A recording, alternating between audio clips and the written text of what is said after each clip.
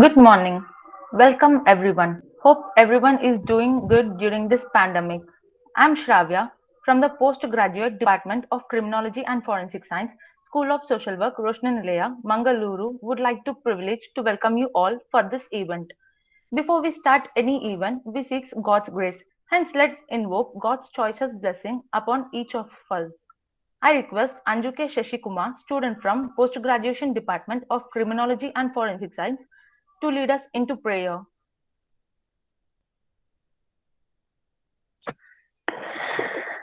असतो मा सद्गमय तमसो मा ज्योतिर्गमय मृत्योर्मामृतं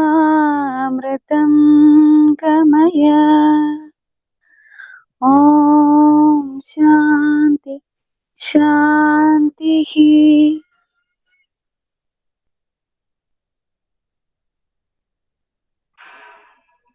Thank you, Anju. It's my pleasure to extend a cheerful welcome to our chief guest, Dr. Mahabalesh Shetty, Professor and Head, Department of Forensic Medicine and Toxicology, KS Hegde Medical Academy, NITTE University, Mangaluru. It's our honor to have you here with us today. We welcome you, sir. I am pleased to welcome the guest of honor of today's event, Dr. Janice Mary, Vice Principal, School of Social Work, Roshnanilaya, Mangaluru. Hearty welcome to you, ma'am. It's my immense pleasure to welcome our beloved Principal Divya CJ, who is presiding over this event. A warm welcome to you, ma'am. I would like to welcome Dr. Sarita D'Souza, Director, CES, Program Coordinator and HOD of Postgraduate Department of Criminology and Forensic Science, Mr. Devasilan, Managing Director, Trinity Forensic Investigation and Analysis, Judges of the poster presentation, Dr. Vidya D'Souza, Mrs. Priyadarshini, and Dr. Vishnu Karthik, Mr. Roshan D'Souza, Coordinator, Forensic Forum of Postgraduate Department of Criminology and Forensic Science, members of the management, professors of various universities, alumni, teaching and non-teaching staff of our college, all the participants, and my dear friends for this national level Inter-Collegiate digital poster presentation. Now I request Dr. Sarita D'Souza, HOD of Postgraduate Department of Criminology and Forensic Science, to give a introductory note about this event. Over to you, ma'am. Yes. A very good morning to you all. Respected dignitaries, invited guests, alumni of our institution, my colleagues, all the participants, and my dear students. A warm welcome to you all for this event. Under the banner Memorandum of Understanding between the Postgraduate Department of Criminology and Forensic Science, School of Social Work, Roshnanilaya, Mangaluru, and Trinity Forensic Investigation and Analysis, Mangaluru, has organized this national level intercollegiate digital poster presentation and online quiz competitions in fond memory of Dr. B. Ashoka, former head of the department, who served in the department for more than 3 decades.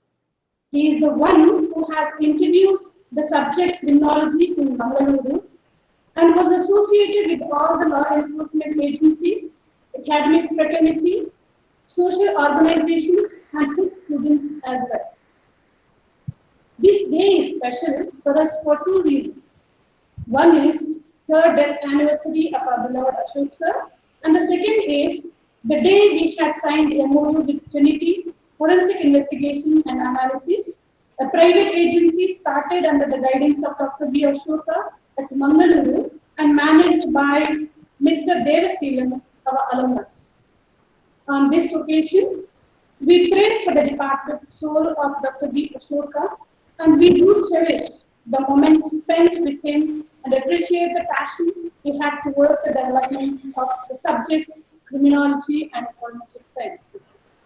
Further, the purpose of organizing this event is to bring awareness about the implications of tobacco or substance abuses to all the youngsters and their responsibility towards making the education institution tobacco or substance free.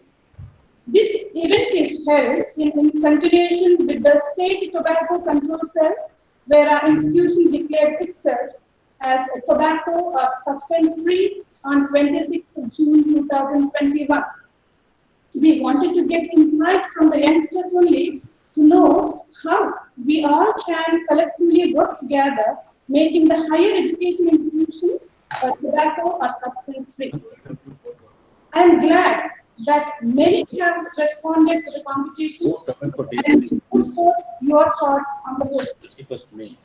I am sure this event will provide more insight into the field. Now, without taking much time, I wish good luck to all the participants. Thank you. Have a fruitful day. Thank you, ma'am. As we all aware that today's event is organized in fond memory of late Dr. B. Ashoka, former head of Department of Criminology and Forensic Science, who rendered his service for about 4 decades. The people who are inspired and admired by his state would always sacrifice his tomorrow for the benefit for our today. It's been 3 years since he breathed his last, but we are still fond of his memory.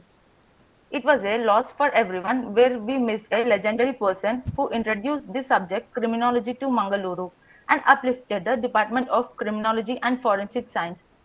Even today, we go to the police stations in and around Karnataka, we get to hear about Dr. Ashoka for his never-ending sacrifice and service towards this field. Ashoka Sir was a simple, calm and helpful person in nature. He was a well-known question document and fingerprint expert in Karnataka and provided his expert evidence in various cases to the court. With his numerous work and hardship, he started criminology as an undergraduate course in our college in 1978. And after several efforts, he finally introduced postgraduate course in our institution in 2011. His students expressed that Sir always showed the students' capability of learning and taught them accordingly, making it easy for them. He used to motivate and encourage youngsters to get into government posts. Now let's have a glimpse of late B. Ashoka Sir's video.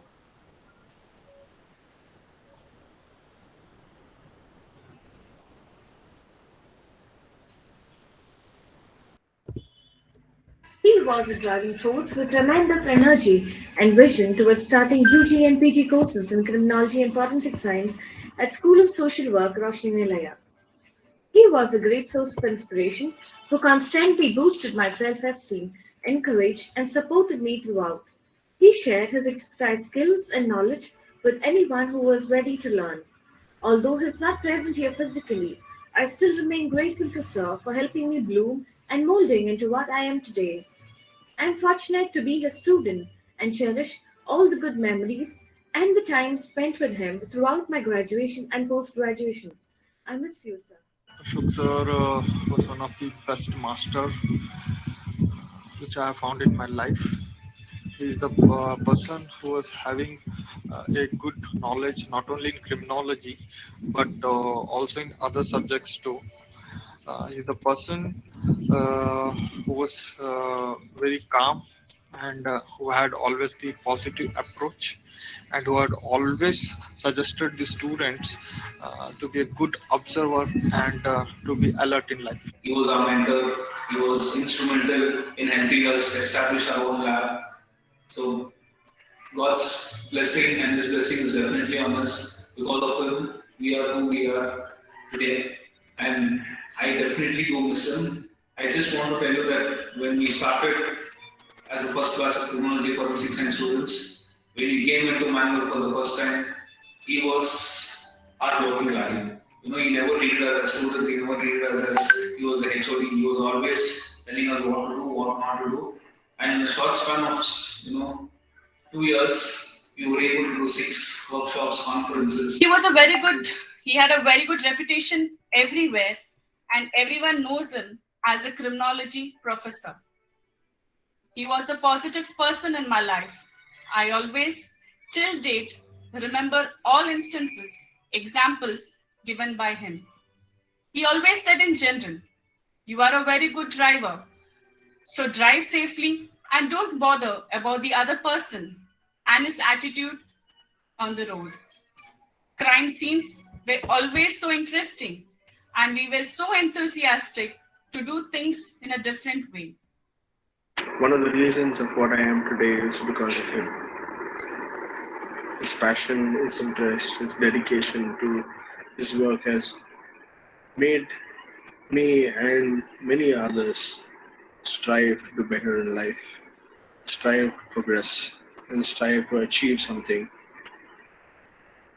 for our own happiness, for his happiness. We really miss Sir a lot. To the man who taught me everything and the man who made me the person that I am today.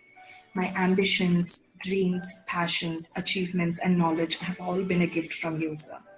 From my MSc days and beyond, you have been my guiding light to make me the person that I am today and achieving what I am achieving only because of what you have taught me and made me to believe in life. I will miss you every moment and will never ever forget your contribution.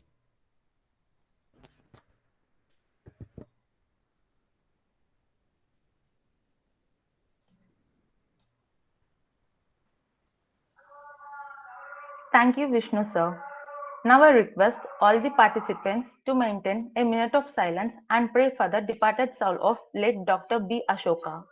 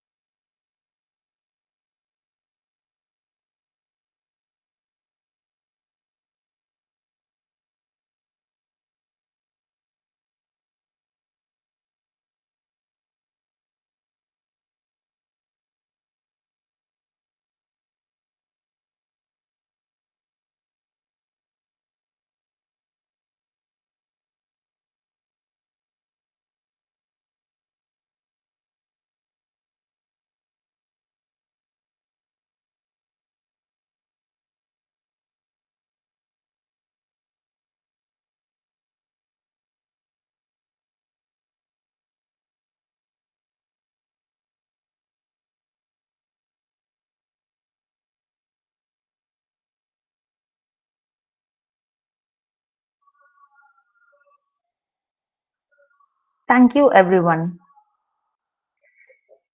It's the time for us to listen from our chief guest, Dr. Mahabalesh Shetty, more about late Dr. B. Ashoka and the theme of the event.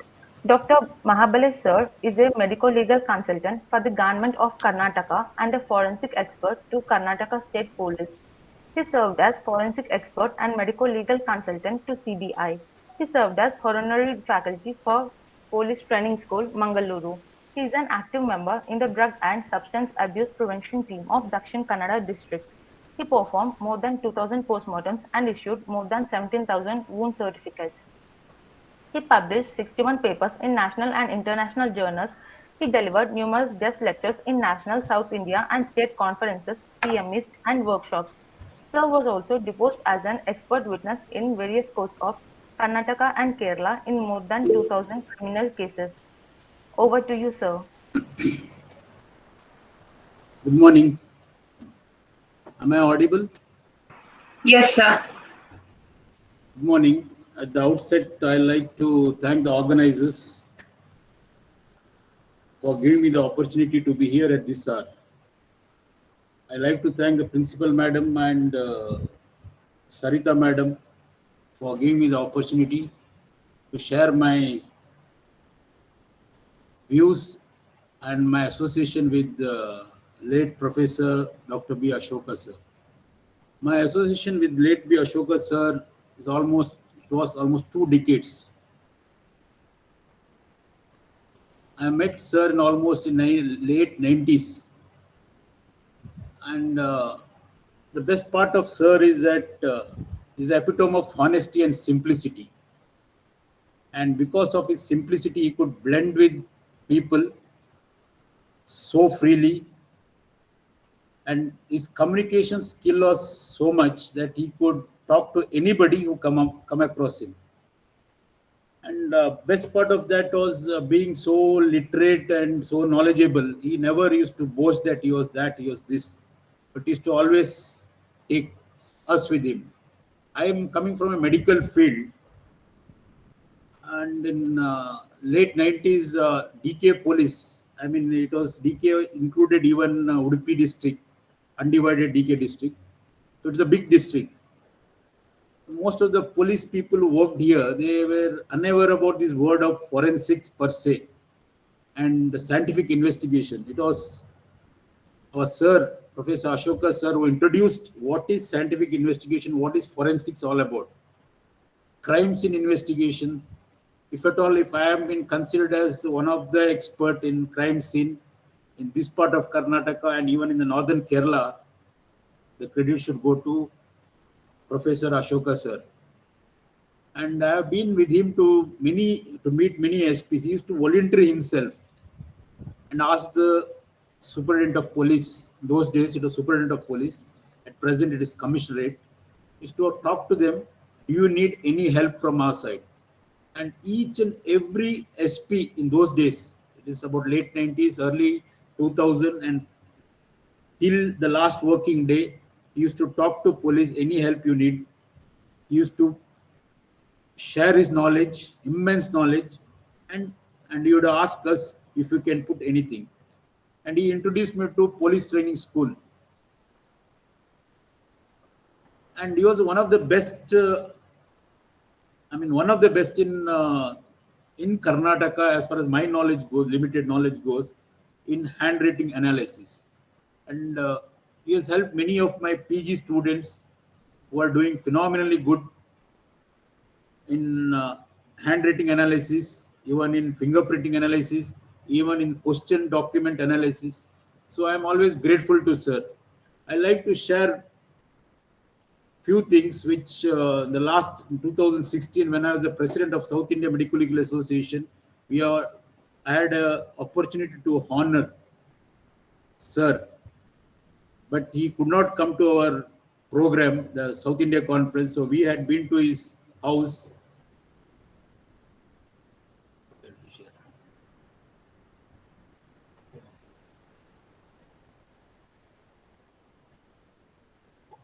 And we had published few papers with him, and the recent paper is about 2019 in Indian Academy of Forensic Medicine. It is a peer-reviewed journal with Scopus Index, Copernicus, and so many things. So, sir expired in 2018. Paper was published in 2019. That shows that sir was a good academician.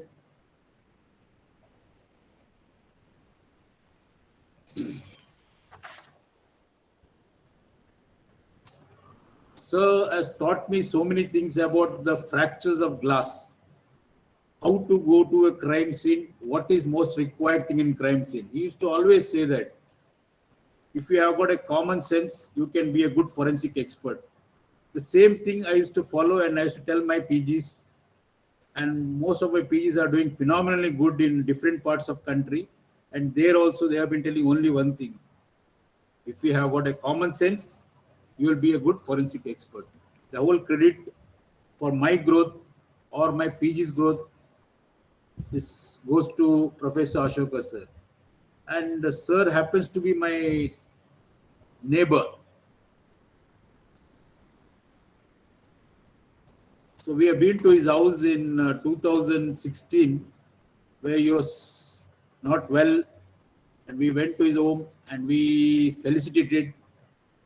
I hope you can see this photo. Hello. Yes, sir. Okay. And this is the last paper we published with sir in 2019. Analysis of difference in skin ridge density among identical twins is a great work. Sir helped us a lot. Professor and Head Department of Criminology and Forensic Science and Rochinile School of Social Work, Mangaluru. This is the last paper we published in 2019. It got published. So this shows that our association with sir.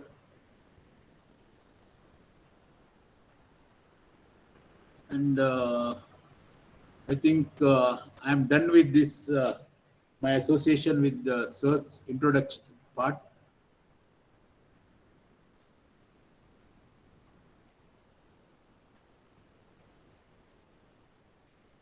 Should I talk with the substance abuse, Sarika? Yes, sir. Yes, sir. At the outset, again, I'd like to thank the School of Roshni Social Work, School of Social Work, for giving me the opportunity to talk few words about Professor Ashoka sir. Now, coming to substance abuse, I have delivered more than thousands of talk in various parts of Karnataka. What is drug per se? Drug is any substance which, when taken orally, imbibed, injected, whatever way, inunction, whatever way taken, crosses the blood-brain barrier and causes some change, physiological change or psychological change. That is called drug. So anything and everything can be considered drug. There is no specific definition. This is not drug. This is not drug. The definition of drug is anything when consumed, whichever way, causes the blood-brain barrier and does some psychological change or some normal physiological change is called drug. So there are two types of drugs in India. One is legal, one is illegal.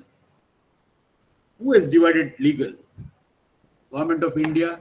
In our country, alcohol is a legal drug, tobacco is a legal drug, coffee is a legal drug. The most consumed drug in the world is coffee, caffeine. Illegal drugs is all other things like marijuana, hashish, heroin, LSD, so many things are there. Anything which is not legal is illegal. Then again, we have got soft drugs, hard drugs. So you all may be shocked to know why this drug per se is more active in India and especially in Mangaluru.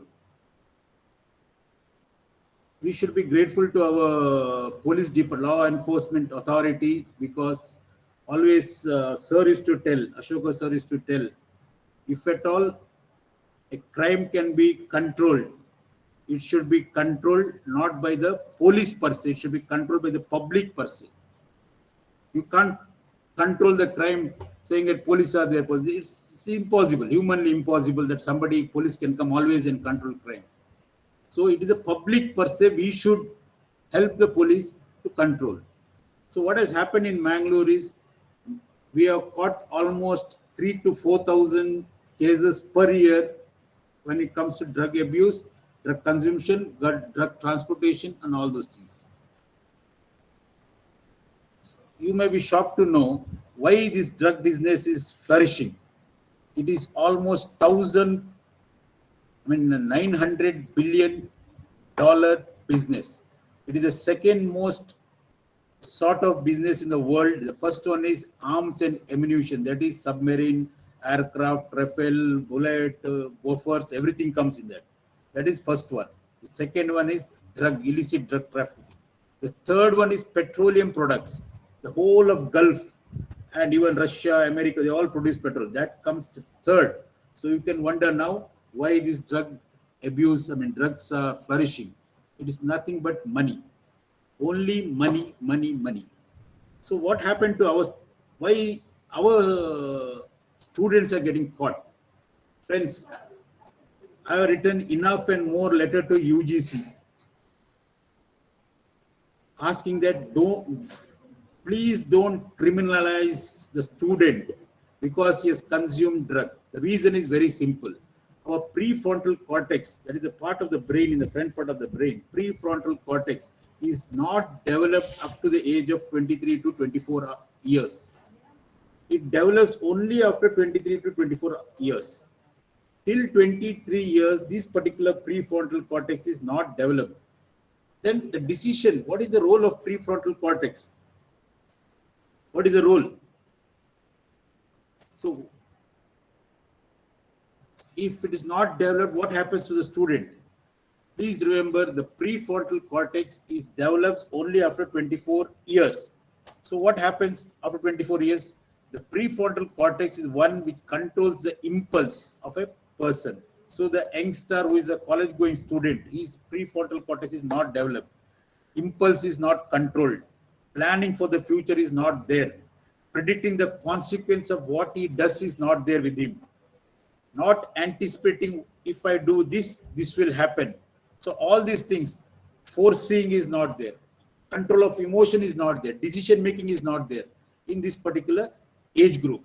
So who controls it? It is another nucleus called amygdala, which controls till 23 years all these emotions, decision making.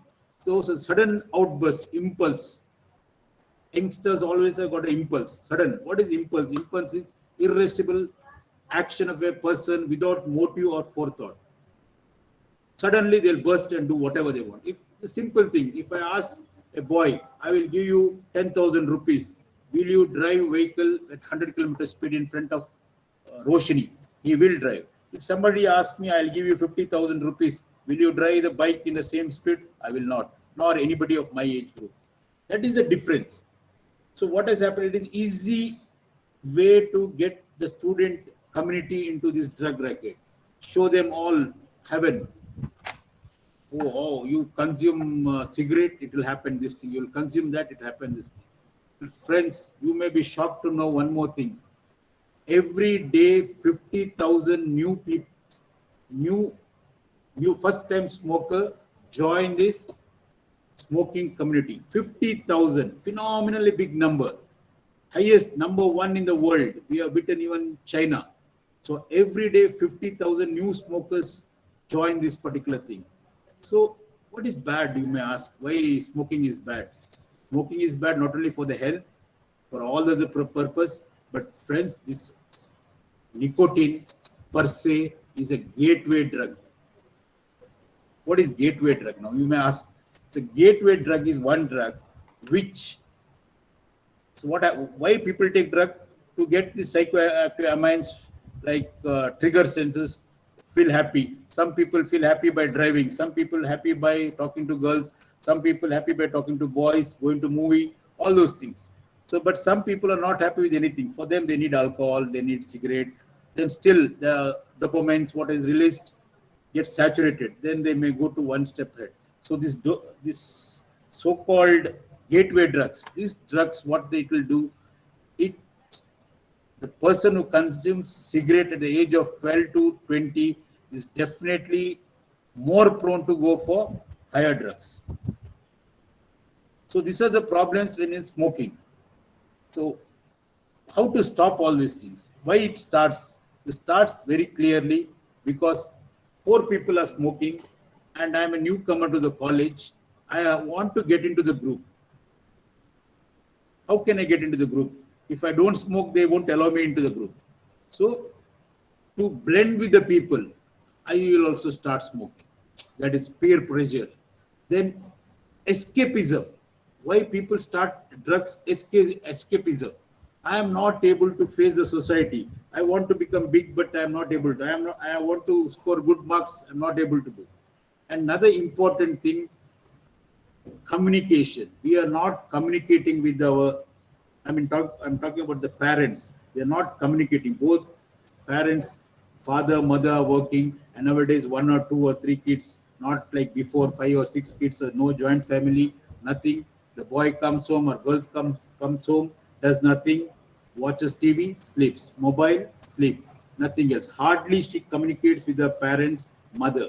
Another important thing, what I noticed in my experience, we have to blame partly our teachers. The reason is, in my school days, I have studied in the Sacred Hearts Convent School in Mangaluru. Those days, in late 70s, our sisters, our teachers who happened to be sisters, they used to play football with us, do something, hit and everything. And if I go home and complain that sister hit me or none hit me, then again I have to get back there also. So we used to keep quiet.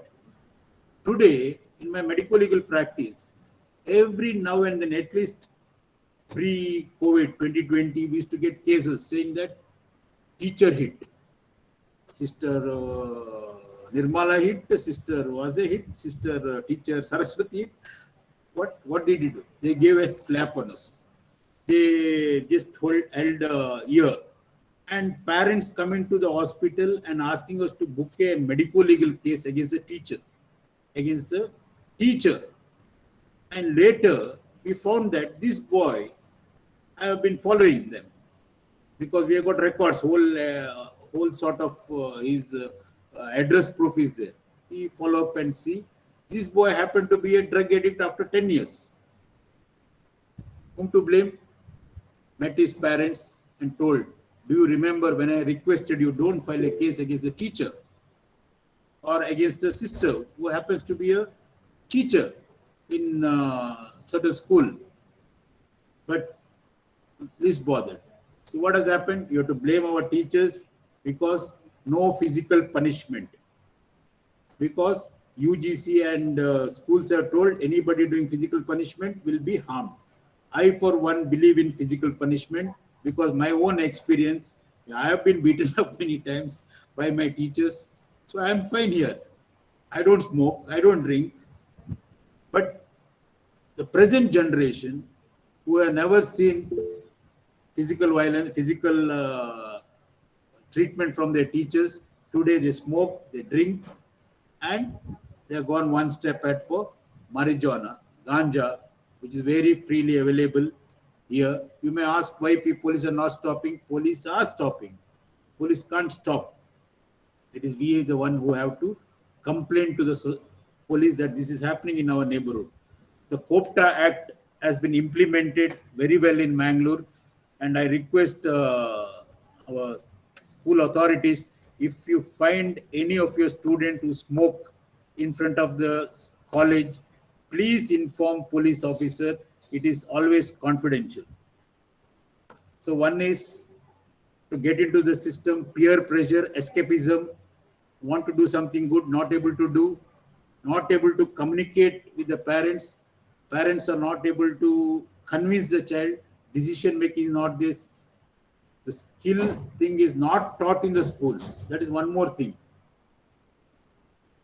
Our teachers never taught, I'm talking about primary school, they're not taught us the decision making part. The decision making part is paramount, which is not been taught by whatever is wrong from a student. He should not be fired saying that you are useless. Please help him. When the teachers per se say that you are useless, definitely he has got no other way. He will go for smoking. First he'll go for gateway drugs, then we'll go for higher drugs, because the dopamines, what is secreted, will get saturated. It's simple. I drink 1 peg today, tomorrow 2 peg, tomorrow 3 peg, 4 peg, 5 peg, after 1 year 1 bottle. The same way, the drugs also acts the same way. So if it's enough, I'll stop here, or if you want more, I can talk more also. Yes, sir. Fine, sir. Thank you. Anything? Any questions if there are audience? Yeah, definitely. Questions, definitely. So my main aim was, don't blame the student per se, because most of my psychiatrist and psychology friends will agree with me. The prefrontal cortex is paramount. Counsel him. Don't put a case. And I have been begging to the successive commissioner of Mangalore, if a student is caught, not for trafficking. If it's trafficking, yes. For consumption, don't file the case, criminal case. Don't push him into the jail. Give him chance, because he's a student, because his prefrontal cortex is not developed. It's a disease. Simple way. I got malaria. What I'll do? I'll go for a doctor for treatment. I got typhoid, or I got kidney problem. I got heart problem. Will police come and arrest and treat? No. The same way, if somebody has consumed marijuana, ganja, LSD, or whatever he has consumed, heroin, you counsel him, because the student, his prefrontal cortex is not developed. It is not his problem. Everybody can't be same. So that is what I have been telling my friends in police department, and they are, by and large, they succeeded. And I should always thank Professor Ashoka sir for introducing me to police in late 90s. So we have got very good rapport. And today also, I'd like to share one more thing. Yesterday there was a conviction, life imprisonment. A burnt body was found in Beltangadi. Burnt body. Nothing was there. And we told in the court of law, saying that this is a post-mortem burns. and the person was killed before, then he was burned. So all these things, why I'm telling you is because it was guided by Ashoka sir, that go to crime scene, see certain things, use your common sense. So from there we learned a knowledge, lot of knowledge. That is what I had to remember. Yesterday when today morning when I read in Udayavani newspaper, this particular thing has come. I just told my colleagues that even Ashoka sir used to tell, go to crime scene, you learn a lot of things. So same way, I'm always grateful to Roshni for giving me an opportunity, and on behalf of NITTE deemed to be university and my department, we are always ready to get associated with you people. And madam, this paper is also accredited paper. Yes, So sir. I'll send this paper. It's published in 2019. Sure, sir. So any questions, I am here to answer.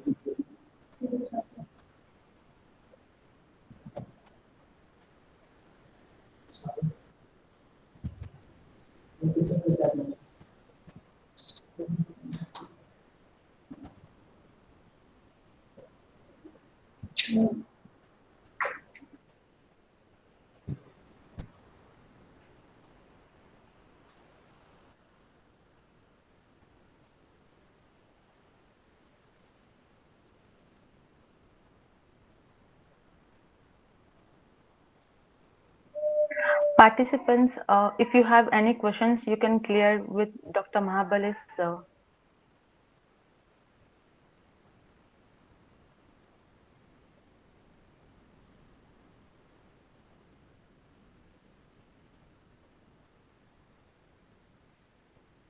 One more thing I like to say, what is illegal and legal drugs. So alcohol is a illegal drug in Gujarat, but very much legal drug in Mangalore. Most of you will agree. In our birthday party, first year birthday party, alcohol is served. And our kid will be watching, oh, alcohol is very good. My father is dancing like anything. So it happens in the wedding. Without alcohol, no wedding is happening. And tomorrow we blame our kids, he is drinking, he is smoking. Whom to blame? So this illegal drug has to be stopped. I mean, legal drug has to be stopped. You stop, our state is running only on alcohol. 24,000 crore rupees per year annual income for Karnataka government is from excise, alcohol and cigarettes. So until we stop this alcohol and tobacco, we can't stop these drugs per se. Because as I told you, what is drugs we can't say. Even a whitener, most of you must have seen whitener, that is also a drug. Petroleum product, volatile substance, put one drop in plastic and just smell, you will be very high. Can you stop petrol? We can't stop. Can you stop iodex? We can't stop. Can you stop shoe polish? You can't. People put shoe polish in the bread and eat like bread and jam butter. Will you stop shoe polish? No. Will you stop petroleum? No. Will you stop whitener? No. So everything is drug. So only thing is counseling, counseling, counseling.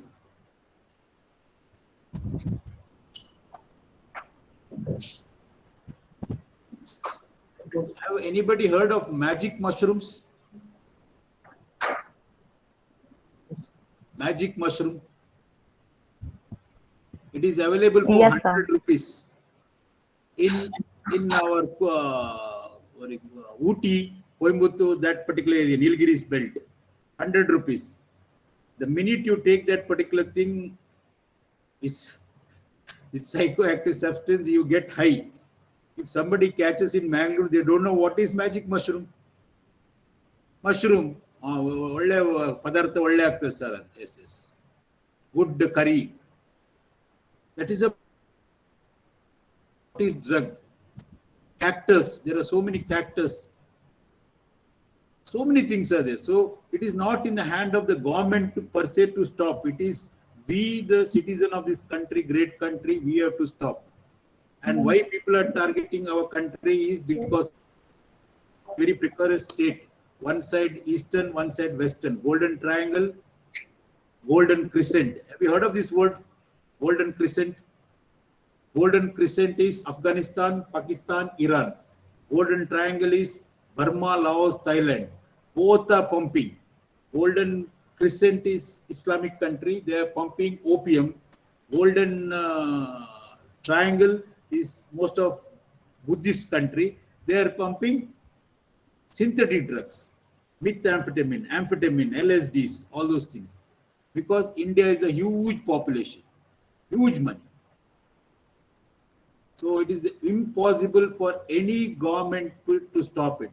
And one more thing, in last 70 years, the first study of this drugs was done in 2019-20, where if I say you that what has happened to a country, you will go for a shock.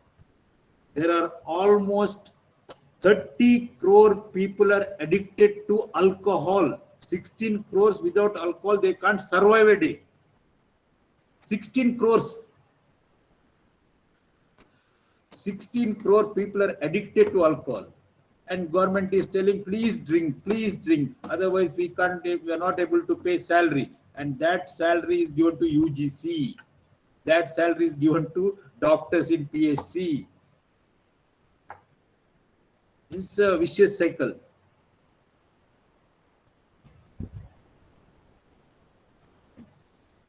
Yeah, we can't. Somebody has asked me a question why, but mocking children, physical punishment is acceptable, but mocking children like you cannot do this or this, not why so. Physical punishment is not. It's because certain people have taken advantage and beaten up the children very badly. Because nowadays there is 1 or 2 kid theory. So no parents will allow their kid to get beaten up. Definitely solving alcohol on tobacco will solve the drug problem, because directly I will never go for heroin, LSD or marijuana. I will start with gateway drugs like tobacco, like chewing. We do get ad regularly that Shah Rukh Khan and what's his name? Somebody who comes, what's his name? In the TV, where a desh and he'll eat something. Ajay Devgan regularly. So all these things should be banned. See, they will not end up in alternate, because they don't know what will happen. Please remember, the first time you directly take a cannabis, you will never take it again in your life until you have started with a cigarette. I am talking this because of our research. Nobody will go directly to LSD, nobody will go directly to heroin, nobody will go directly to morphine.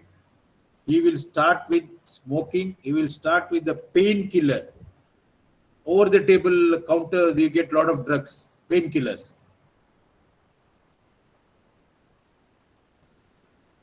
Can you mention some daily use substance which can be used as drugs? All over the counter tablets, painkillers will act as a drug. You feel high. Codeine, morphine, cough syrup, Iodex, whitener, shoe polish, Amritanjan, petroleum product, 1 drop of petroleum, just inhale, volatile substance. They all act as a drugs.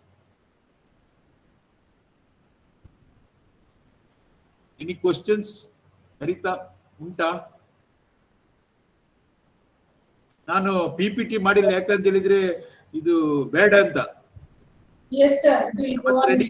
ಮತ್ತೆ readymade PPT ತುಂಬ ಉಂಟು. ನಾನು 1,000 ಜನರಿಗೆ been giving talk all over Udupi and Mangaluru. Yes, sir. Yes, sir. Here, what is the problem is you are all educated. When I talk to school children, I mean college, Aloysius College or LLB, these places, I talk different. I won't tell volatile substance and smell. They'll start doing immediately. If I say that Iodex acts like a drug, tomorrow all Iodex will be empty from the neighboring shops.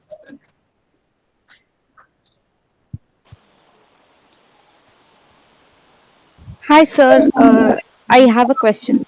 This is Trishula from 2016 Yeah, to 17 batch. Yeah. you're from Goa. No, no. I'm from Karnataka only. I'm from Dharmasthala. Okay. Okay. Sir, I just wanted to know when I was working as a school teacher for 3 months in a school, a student of me who was continuously taking that whitener as because as he was liking that smell or I don't know what it is up to, and it was a very hard time for us to make him understand what happens and all. But I'm out of curiosity asking you this question: when somebody intakes these kind of things, what does actually happens to him? Like uh, uh, how it works? Like when it induces to take that drug again and again.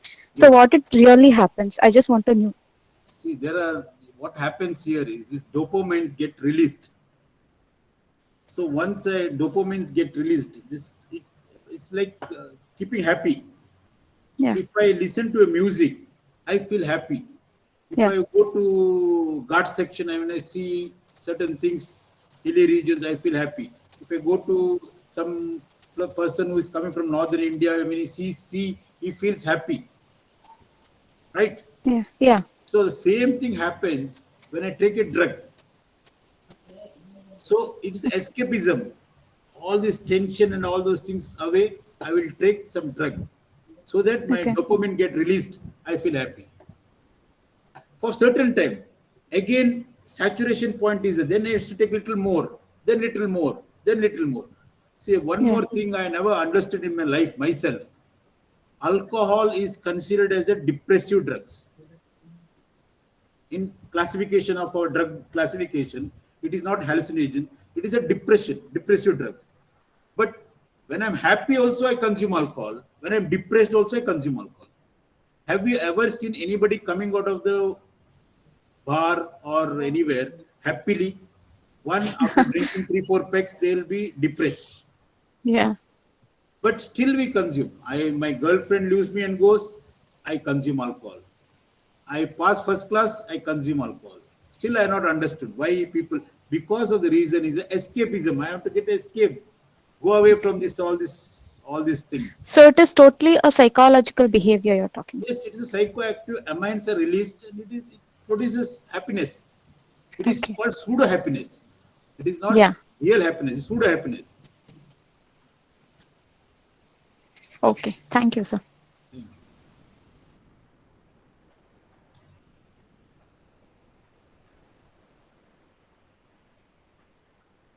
Hania Hanif has raised hand. Yes, madam.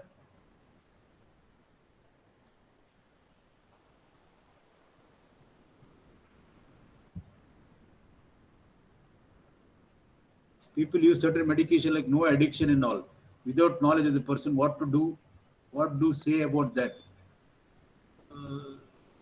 See, addiction, there are so many things in addiction. We can't say that we can't totally control our brain per se. Certain medication like no addiction, like see, there are something called soft drugs and hard drugs. Hard drugs goes for addiction, soft drugs don't go for addiction. When you classify drugs, there are legal drugs, illegal drugs, soft drug, hard drug. The soft drugs don't go for addiction, but it doesn't go for addiction doesn't mean it doesn't become addicted. It will. It depends on person to person. It's the whole thing is that willpower of a person. Yes, today I'll stop smoking, I'll stop drinking. Yes, if your willpower is so strong, you will do it. But certain people don't have that willpower, they can't do it. The only thing is counseling, counseling, counseling.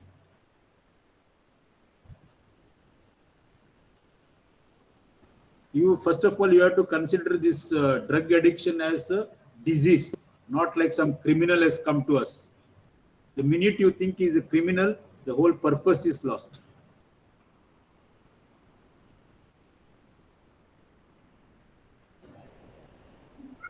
Thank you, sir. Thank you so much for the valuable information.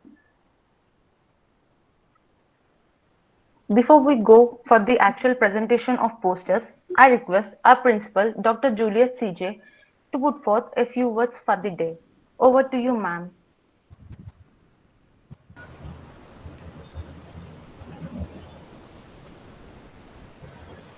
Chief guest of today, Dr. Mahabalesh Shetty, Vice Principal Dr. Janice Mary, HOD of MSc in Criminology and Forensic Science, Dr. Sarita D'Souza, Managing Director of Trinity Forensic Investigation Analysis, Mr. Devashilan, all the faculty, students, and participants of this webinar, esteemed participants of this webinar. First of all, I would like to thank Dr. Mahabalesh Shetty for giving such a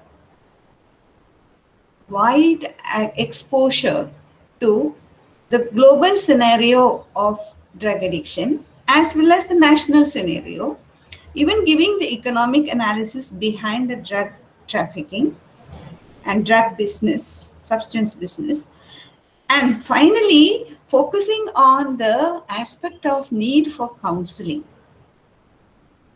From your vast experience, Doctor, you have given us a good tip today to all the educational institutions that we need to give importance to this aspect of counseling. When we speak about counseling, we are speaking about guidance also. So the students really require guidance and counseling whenever they get into such traps. And this is the need of the hour. And we are happy that there are counseling centers which are reaching out, and we have doctors like Dr. Mahabalesh Shetty who can really reach out to students who are undergoing such problems. Coming to our college, going ahead with a tobacco-free, being a tobacco-free institution, what I feel is this first step cannot be too much of imposing, but we have asked our students whether are you willing to go ahead with this decision, and majority of them said yes. And if this happens, we have a positive aspect of going ahead with this statement of being a drug-free and tobacco-free institution. So Center for Essential Services and Forensics Forum has organized this in fond memory of Dr. Ashoka B, whose third anniversary of demise is today. Dr. Mahabalesh Shetty has once again given a very personal and experiential information and sharing regarding the professional expertise and the humaneness, simplicity of Dr. Ashoka B. We are ever grateful to Dr. Ashoka for, in our college, and the management ever remembers him with gratitude for all the contributions he has done in the field of criminology. And as already said in the introduction, he is the one who started, Dr. Ashoka B is the one who introduced the subject of criminology in the entire Mangaluru region. So today is aptly we are remembering him, remembering our Dr.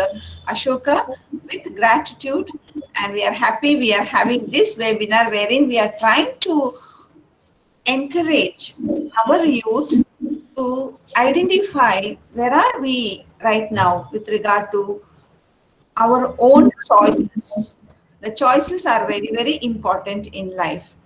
And if you look at the new education policy, the policy says it lays emphasis on the development of the creative potential of each individual. And this policy is based on the principle that education must develop not only cognitive capacities, both the foundational capacities of literacy and numeracy, and high order cognitive capacities.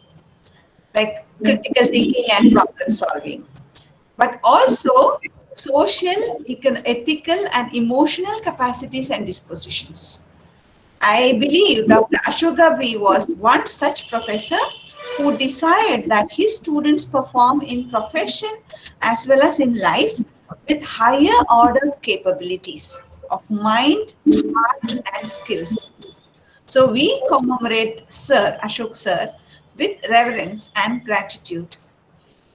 And substance abuse and addiction will surely be a block in the development of the creative potential of every student.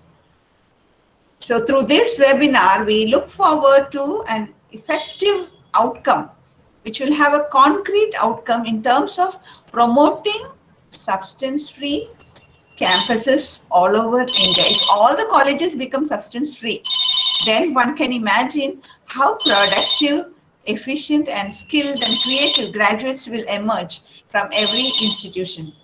So let us look forward to a positive future wherein we will move ahead with positive attitudes. Thank you very much and congratulations to all the organizers for this meaningful event. Thank you. Thank you so much, ma'am. Now I request all the participants to be ready for the poster presentation. Make sure you sit in a place where you have proper network, and all the other participants, please mute yourself throughout the session.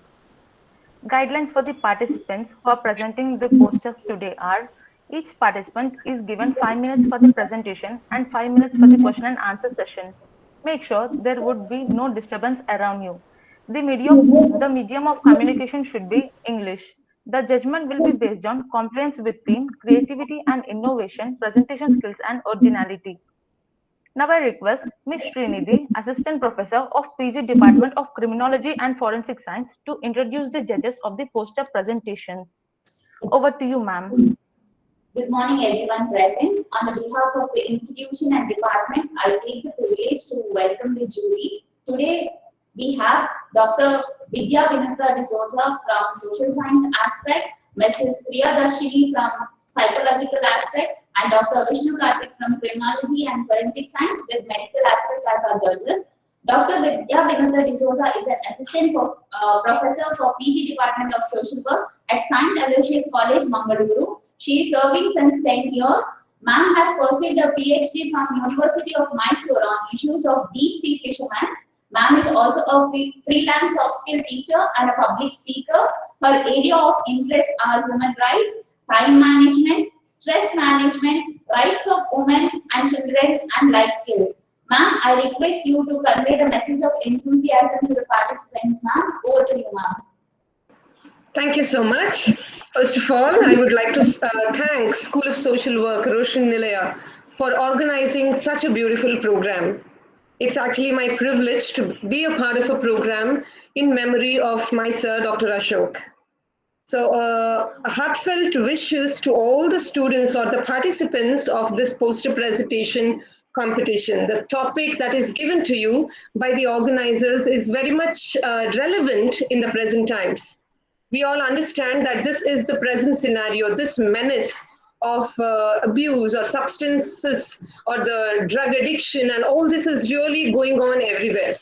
And at the right time, such a topic has been selected.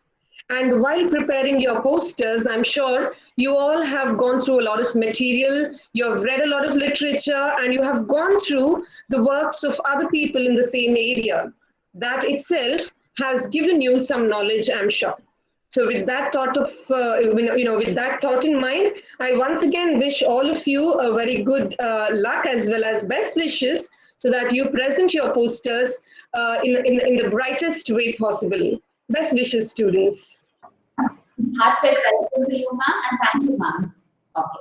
Next, we have with us Mrs. Priyadarshini S. Ma'am has a very broad spectrum of knowledge. She has pursued her MSc in Psychology and Information Technology.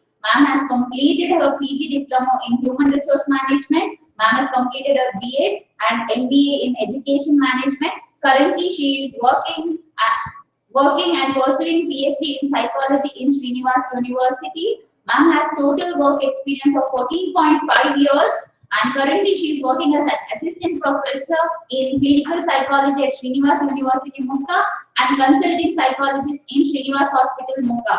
Apart from this, ma'am is presently having multiple roles as a subject expert, administrator in Sri Ravi Shankar Vidya Mandir, center manager at SRM Infotech Limited, senior counselor, and a trainer. Ma'am has undergone multiple trainings in Nimans, Bangalore, and from Mansa Foundation. Welcome to you, ma'am. A small message of enthusiasm to the students or participants, mainly. Very good morning to all the dignitaries on the dais. I would like to thank the organizers, the School of Social Work, Roshni Nilaya, the principal, Dr. Juliet ma'am, and the organizing committee, Mr. Roshan D'Souza and Sarita D'Souza. Thank you for inviting me. I would like to thank the Managing Director, Trinity Forensic Investigation and Analysis, Mr. Devasilan sir. It was a great pleasure to listen to Dr. Mahabalesh Shetty also. He had given a lot of information today. And as ma'am also said, one of the judge, it is the right time to hold this topic as a competition. So drug abuse is always there everywhere. So only thing is, it is like, it's an ongoing process. We know that we have a physical effect as well as a psychological effect because of this drug abuse. And only thing is targeting the right group of people to stop this. The first step towards this is taking or creating an awareness in the young minds. So I think this is the right population and the right time to host this topic. And I appreciate the organizers for choosing the time and choosing this topic. The students who are all there, they are from the background of forensic science, psychology, and criminology, and counseling. So as sir also told that counseling is one of the important part. We should understand that this pandemic has already created a lot of impact, psychological impact among the youngsters, not only youngsters, to all the age group of people. So all the best to all the participants. Hope so you have prepared very well, and you must have gathered a lot of life experiences, and you have put across all that things in this poster making competition. So all the best to all of you. Once again, thank you very much. Heartfelt welcome to you, ma'am. Thank you, ma'am. And last but not the least, in the panel of judges, we have our beloved alumnus, Dr. Vishnu Karthik. Sir has completed his MSc in Criminology and Forensic Science from School of Social Work, Roshni Nilaya, and completed his Bachelor's of Dental Surgery from Swami Devi Dayal Hospital and Dental College, Haryana. Currently, sir is working as an assistant professor in criminology and forensic science in Mary Mata College of Arts and Science, Tamil Nadu. Sir, a small message of enthusiasm to the participants. So, you are in mute. Okay, ma'am. Yeah, so am I audible now? Yes, sir. Okay, ma'am. So thank you for giving me this opportunity, ma'am, and special thanks to Sarita, ma'am, for inviting me. Being the alumni of this college, I have so much of fond memories with the department. So yes, this is one of the best topic I would like to say has been chosen for the digital poster presentation. So as Dr. APJ Abdul Kalam has said, like the power of India is the youth. So like maximum youth is being, involved in all these kind of drug activities and all. So the prime concern for the country nowadays is to, get the youth out of the drug addiction and, help them to develop, they would be the part for making our country into a more developed nation. So basically choosing this topic means a lot to me, and I would say all the best to all the participants, and do well, present it very clearly, and give your message which has been needed in the society. So all the best, my dear students. So hoping to see one of the best posters now. So over to you, ma'am. Thank you. Heartfelt welcome to you, sir. Thank you, sir. Shravya, over to you. Thank you, ma'am. Thank you, judges. Judges, kindly note, the first participant of the day is Anaga Anish from Srinivas University, Mangaluru.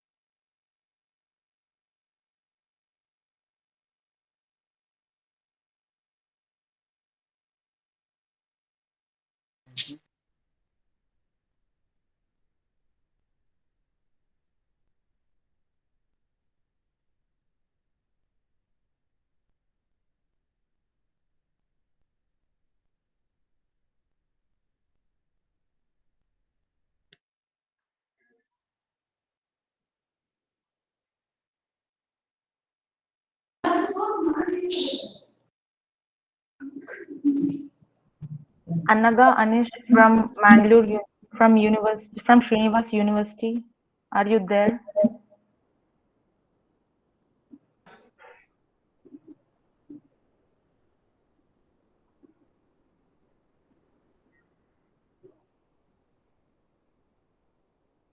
Okay, first I would like to call out all the participants. Annaga Anish, Srinivas University. Ansita Javalvas, Srinivas University. Bushma Imyas Mestri, Rani Channamma University. Christy John, Delhi University. Mugdha Bhattacharya, Christu Jayanti College. Ria Raj, Christu Jayanti College. Sadida Mesk, Mary Mata College. Sneha PA, Yanapoya Institute. Tejasvi, RBVRR Women's College. Prashastini, RBVRR Women's College. I hope all the participants are in the meet.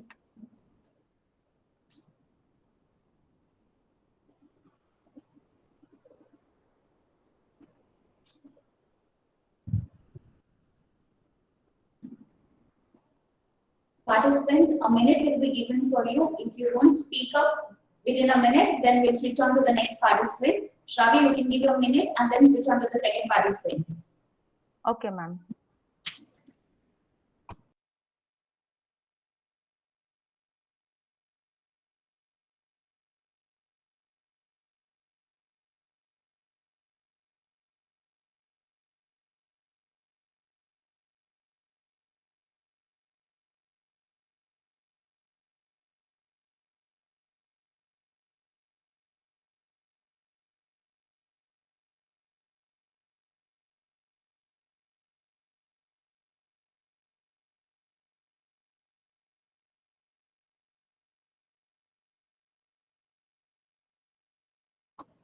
Shravya, we can move to the second participant, Shravya. Okay, ma'am.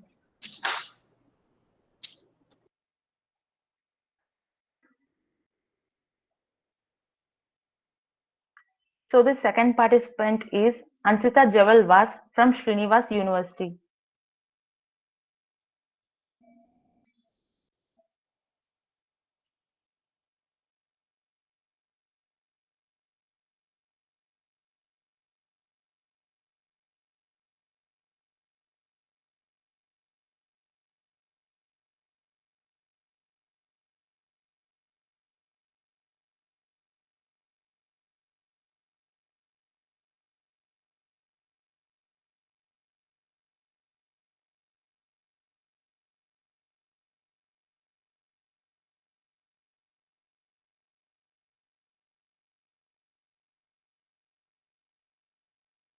Judges, kindly note that the second participant is Ansita Vas. Ansita, you can proceed now.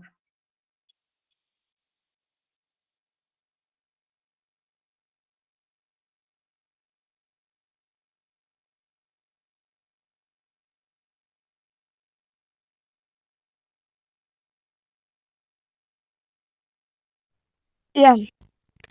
Good morning, everyone. Can I be audible? Am I audible? Yes. Yeah. Yeah, yes, you are. I would like to Yes, describe yes. my poster. Okay. In this poster, I mainly took a picture of a skull crying of a blood and also added some other pictures of tobacco, alcohol, drugs, smoking, which means consuming all this only leads to the death, a harshful death. The poster describes that for whatever reason a person is consuming the substances, finally it will leave a negative impact on his life. Nowadays, alcohol and drugs are the fatal consumption of teenagers. Mainly, youth and students consume different types of substances due to stress, to overcome emotion pain, to calm down their mental problems, depression, or due to peer pressure, unnever expectation, or out of fun, which destroy their whole future life. Most probably, people, mostly children, at their growing age, due to excitement by watching others, they start to consume for fun. But as the time runs, fun turns into addiction, which ruins their entire life. People should understand the seriousness of causes consumed by consuming tobacco or by any other substances. They should know that consuming substances is not only the way to get throughout their problems. Consumption of a person not only destroys their life, it also destroys their life of their family, friends, and society. As a student, I think it's my duty and responsibility to make my surroundings tobacco or any other substance free as much as I could possible. Thank you.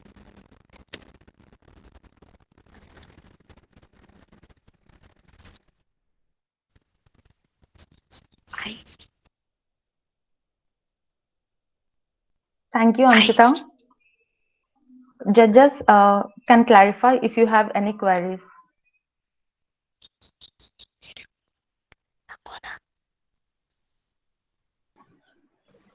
Hello, Hansita. Hello, ma'am. Yeah, Ansita, you said peer pressure is one of the reasons for such Yes. occurrence in an institution, right? Yes. Yes. So, how do you think it can be monitored and prevented, Ansita? Can you maybe, you have read to prepare your poster. Can you talk about that, please? I would like to tell them the causes, should spread the awareness of what it causes after we consume the products. It destroys their life.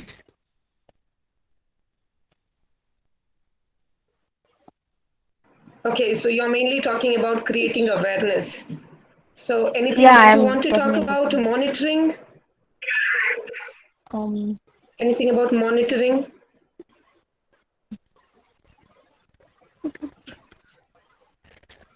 Okay, that's fine. That's fine, Ansita. Thank you. Thank you. Okay, Anshita, there's one question from my side. Yes, sir. Okay, so the question is, you have said or you have mentioned that the use of all these kind of abusive drugs as well as the use of smoking, I mean use of the tobacco and all leads to the problem in the families also. So like Yes. how it is impacting the family life? There are mental problems, tension. If a in a family, if a single person consumes or everyday drinking, smoking, it also affects their children, their parents. They come throughout many problems by society as well as their income problems, health problems. Okay, so like here the main agenda today is about the youth. So like you are telling about the parents, like if they are using it, it will cause an impact on the children. So like here the thing is the youth, the main theme. So how it is affecting the youth means if youth are using this, then how it is affecting their families in that aspect. They destroy their own life. Okay. So what do you think It, that has to be done to avoid these kind of things in the family? uh, by spreading the awareness. So the family should do that, or how? Even in the institutions as well as in families, children should be educated in these topics because mainly students are the who goes on these ways, right? They destroy their life. Students are the upcoming future of this country. Okay. Okay, Anshita, thank you. Thank you, sir. Ansita, Yes, I ma'am. have a question. Very good morning. It's a very nice poster. Good Okay, I morning, would ma'am. like to ask you one thing that if at all, if any of your friend is taking, any drug or getting Yeah. abused because of the drug, how far you are responsible towards that? If my friend is consuming, I will make her understand that it's wrong. It will destroy her life, a future life. She has to live a very long life. It will also destroy her parents' dreams, her dreams. I'll make her to Okay. get through out of that by Okay. Fine then. counsel or about. Okay. So, do you think that you are good enough to counsel and you can change their attitude towards that? Uh,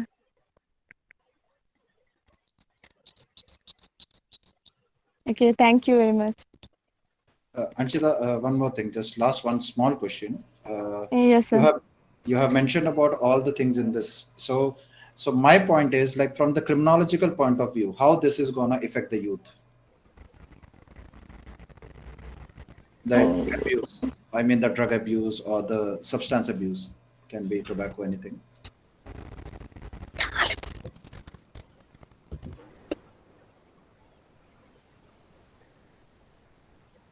I hope you understood my question. Like,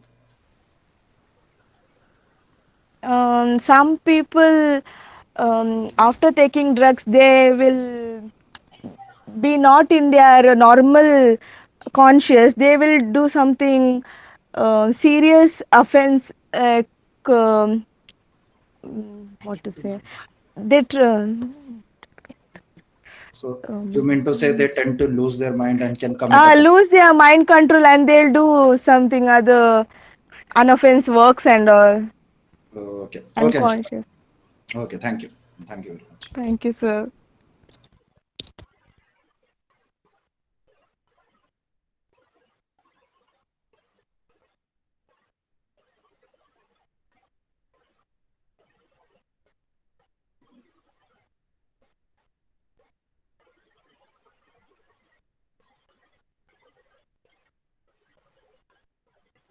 The next participant is Bushra Imtiaz Mestri from Rani Chennamma University.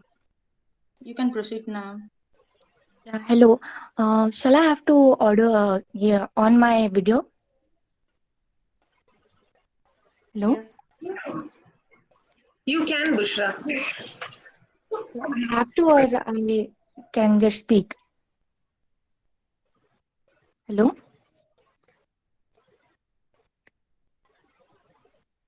Hello? It's your choice. You want to on, you can. Otherwise, you can just speak. No issues. Okay.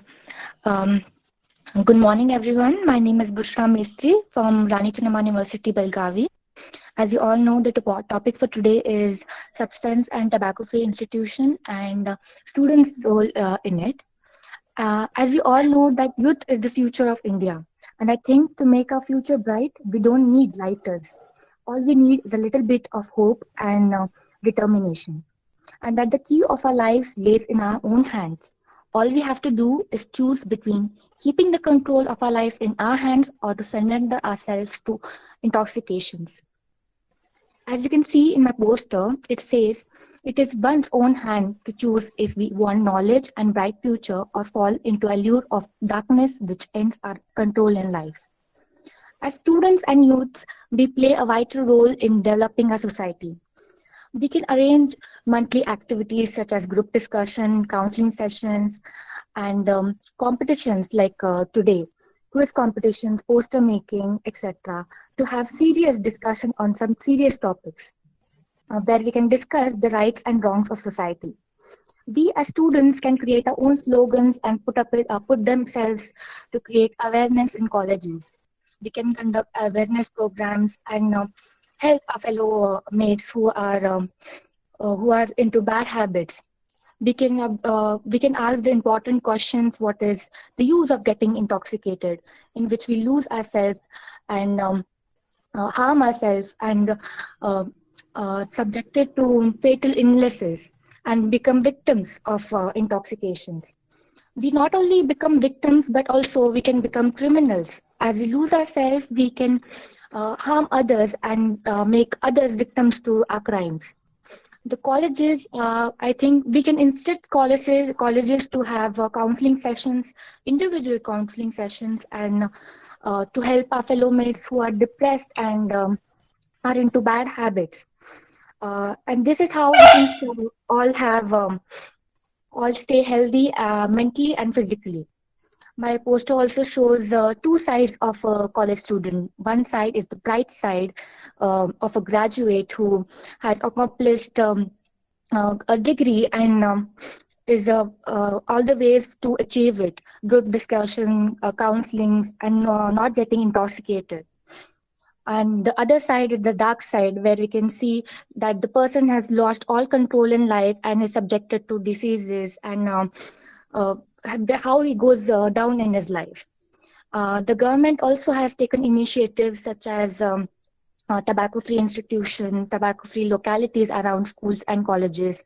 I also mentioned a toll-free number, national helpline number for the addiction that is provided by the government. I would like to end by saying it is we who shape our and lead our lives. It's our own choices of what we want, a bright life or a dark one. Thank you. Any questions? Hello? Thank you, Bushra.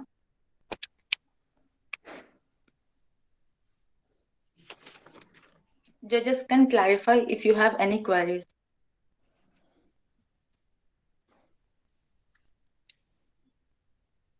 Yeah, thank you, Bushra. You presented it well. I just have one question there. That is, you mentioned about educational institutions having counseling sessions and as such. So, what do you think? Like, as per your presentation, there are two sides to any student life. One is where they study hard and they really get a degree and as such, and the other side where it falls to the various things that are happening around. So, what do you think can be done by the ones who are at the left side of the poster, that is the ones who are good at studies and things like that? What can be done by them, Bushra, to the ones who are at the other side of the poster? Ma'am, that's why I put a toll-free number that is on the upside of the poster, that is meant to be reported, and that's meant to be us, the bright side people can always make the darker side people understand what are the disadvantages of intoxication and help them overcome it. Okay, so before you dial the number, you yourself would make an attempt, or you would directly go ahead? No, I will make an attempt first. Okay, only if that does not work, you'll go to the next step, is it? Yeah. Okay. In this process, is it sufficient if you only talk to the darker side people? I would say at least I have to give it a try. Then I would also ask the parents of the student who has been intoxicated, is into addiction. Yes. Okay. So the student and the parent. Anybody else, Bushra? Yeah, college faculty, if it is going on in the college, I will definitely inform the college faculty. Okay. All right. Thank you. Thank you so much. Yeah. Thank you.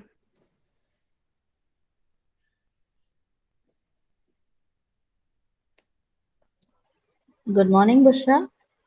Good morning. Yeah, you presented very well. I have a small question to you. Have you ever taken any such step towards your? No, ma'am, I've never come across anyone such. You have never come across. Okay, Yeah. fine. Fine then. So, what are your expectations from a counseling center of your college, if at all, if there is a counseling center? Ma'am, first of all, I think friendly counselor would be a great one, and friendly faculty also. I think I forgot to mention it in my presentation. The friendly faculty can contribute a lot to such issues. If it is a strict one, I don't think anyone can open up. Mm-hmm. Okay. Okay then. Thank you. Thank you. Okay.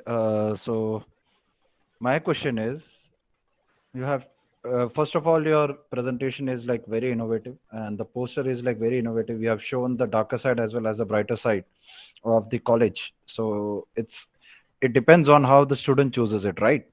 So so my question is, as ma'am have asked you one question, right? How the white people can affect the one on the other side, or the bright students can do to get them out of the drug addiction and all, right? So when the situation is opposite or it is vice versa. So is there any chance that the students who are into this drug addiction and all can affect the lives of the bright student, or eventually, like, as an example, if I give that, if someone is the topper of the class, so the other student is like very jealous, so means he's on the other side, so he's very jealous of the student who is a bright student in the class. So can he do something to make him lose his grades in his studies and all, or how the people on the darker side affect the bright side people? So that is my prime question. So what is your view on that? So you're trying to say if he is trying to make him come into intoxication and stuff like that, right? Exactly. So, like, as Yeah. ma'am asked you one Mm. thing, from bright side, Yeah. how it affects the darker. So, the same thing, opposite, vice versa way. So I think the brighter side person is in the on the brighter side because he has to take control of his life, and I think he might even try to counterattack and try to save the person on the dark side.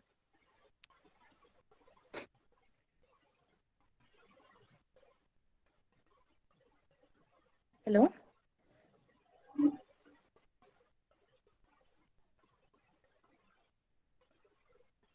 Hello.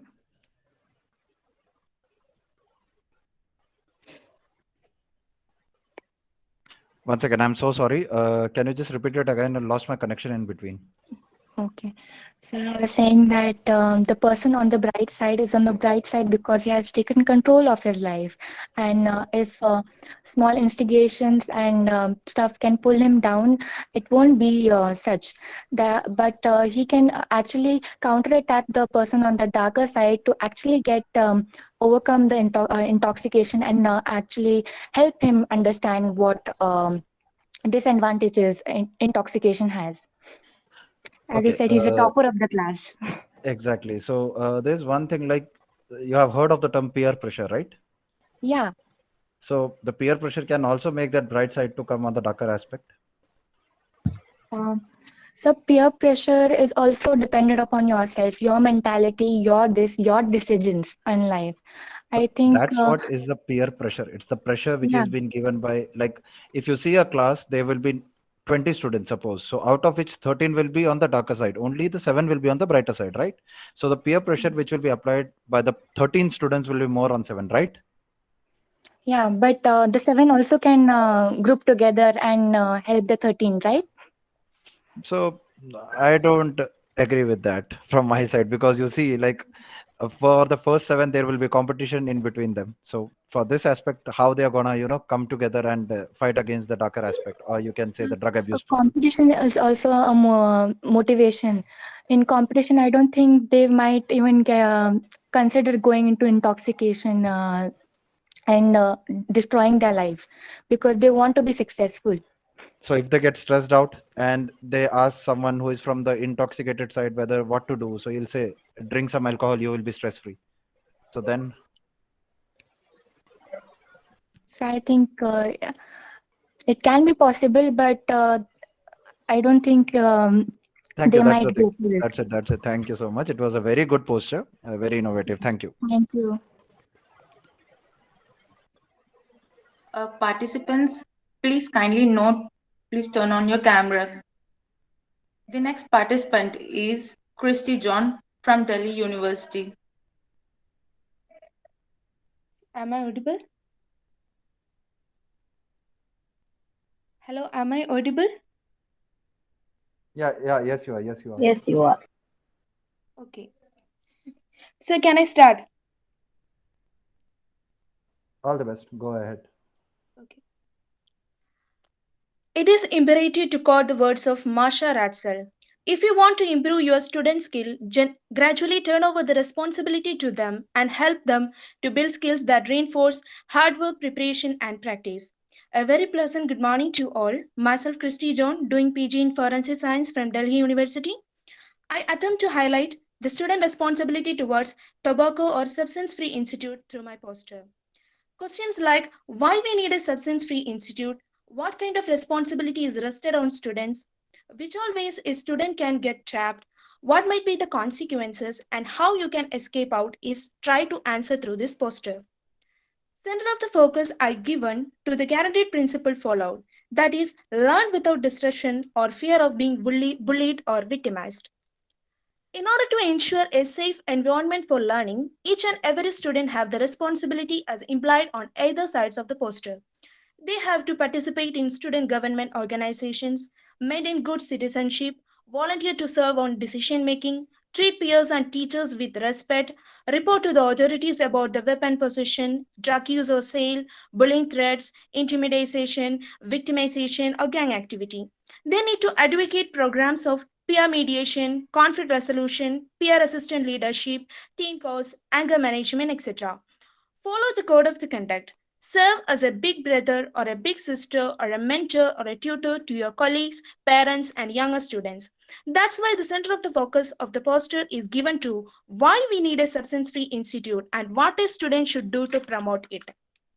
Under the main heading of student responsibility, three images were portrayed in three rows. First picturization point out the trapped person in a glass.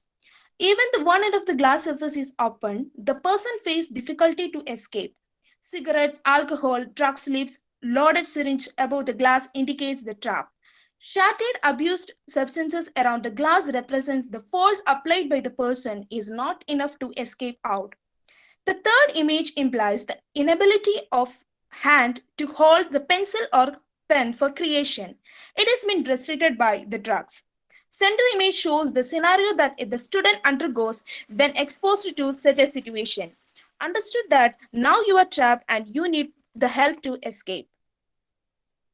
Last row with a symbolized picturization of a plant inserted in the cigarette bud and the cigarette bud's dip inverted in the soil is shown. It indicates a clear way to understand about the harm of substance abuse. Plant implies a new life. The cigarette bud will not give any sufficient nutrients for growth. So the life will be destroyed, and like inverted buds in the soil, our life will also end up in the soil if we got addicted. By understanding about the harms, we need to act. Everyone will try to gift us substances to abuse. But you can see that boy is holding the hand of an individual with medal which point towards the dreams, as I had shown in the last row. At this point, we need to fly like an eagle towards our dreams. I would like to conclude my part of the poster presentation by highlighting a news from Times of India. A university official tells us on the condition of anonymity. If students have challan on the campus, they must have been caught on the road. As far as the students smoking right under the tobacco-free zone signs, it was irony that the no smoking sign was filled with the marks of cigarettes. As per the global estimation, adults aged between 13 to 18 years are more vulnerable to substance abuse. During COVID-19, there is an accelerated drug trafficking through Internet Explorers. Don't let the dreams of any child to get spoiled by this kind of abusive form. As an Indian, I would like to suggest one thing. Being the citizen of a greater consumer and a producer country of tobacco, increase the taxes of tobacco products and also the raw materials, which will save lives and increase the government revenue. At the verge of the second rank in the illicit drug, let's hope our country to make drug-free and alcohol-free. At this point of time, it is often to say loud and clear that stay away from tobacco, alcohol, drugs, and other substances that harm yours and mine future. Say a big no. Choose healthy choices like prevention toolkit. Thank you. Thank you, John. Judges can clarify if you have any queries.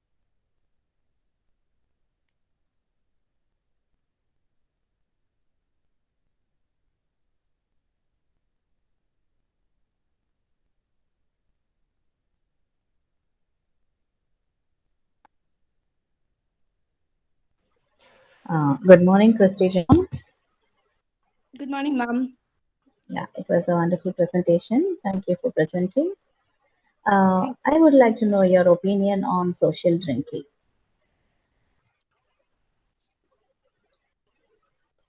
Ma'am, I didn't get you. Yeah, okay. Something called a social drinking, right? Have you heard about that? Yes. Okay. Yes. What is your opinion on that? Like social drinking actually defines someone who regularly drinks alcohol in a variety of social settings.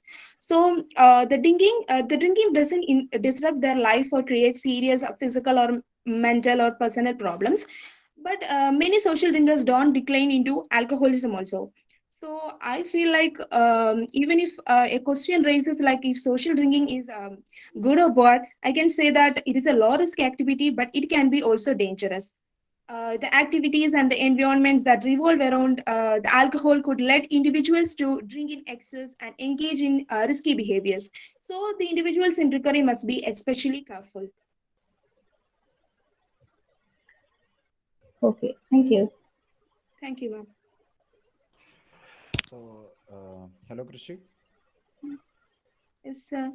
Yeah, so your presentation was wonderful. So, I have only two simple questions, okay? Okay, sir. So, I hope you have done a lot of research in this field of tobacco-free things and all. So, can you tell me on which date we celebrate the No Tobacco Day?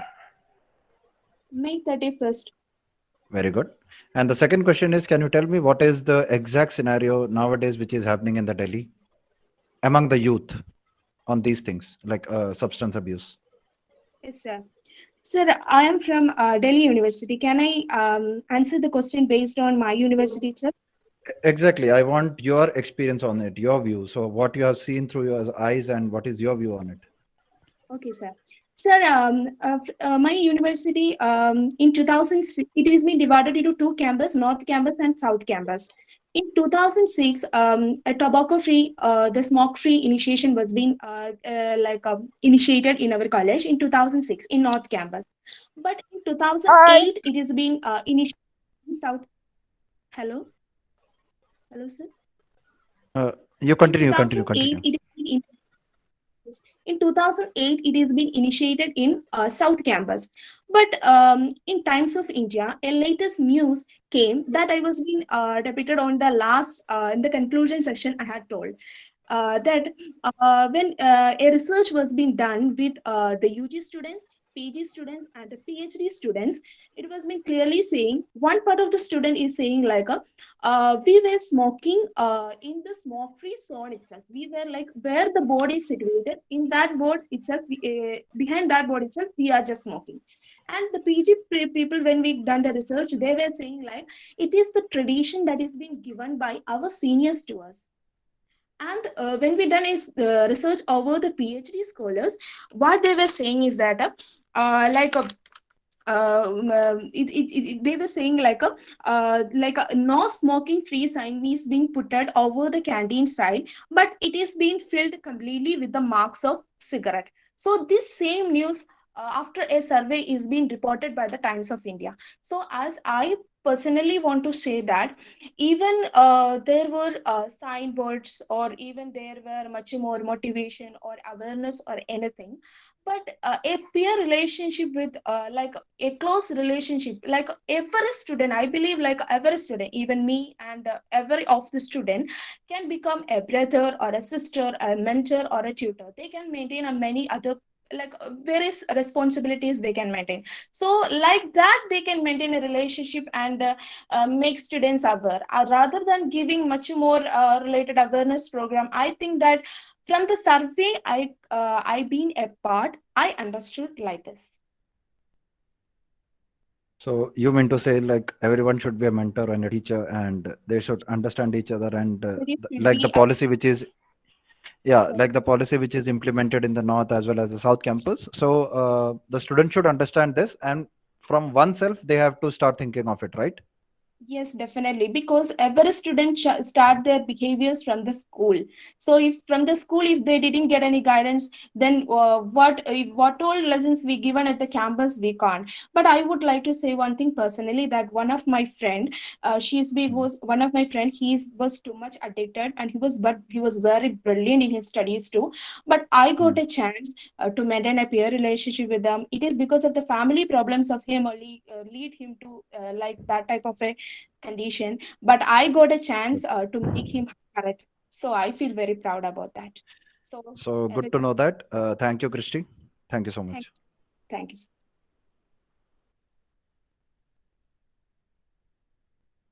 Judges, kindly note The next participant is Mugdha Bhattacharya from Kristu Jayanti College.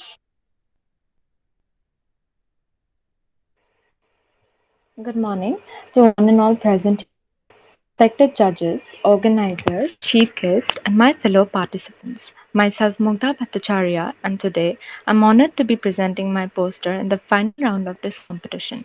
Thank you for the opportunity. I have made a simple poster. First of all, my idea of the poster was to highlight about the necessity of quitting drugs and taking up education or prioritizing education. I believe that the youth of today are the minds of the future. We, the students, can ourselves take the responsibility to create a sense of awareness among all as to why drug addiction is harmful. The message I would like to convey through my poster has been highlighted with pointers that I have added in it. I have also attached two pictures with cross marks on top through which the message that Sorry, using sorry to interrupt in between. Your voice is breaking. So like we are not able to hear properly. Your voice is breaking. sorry for that.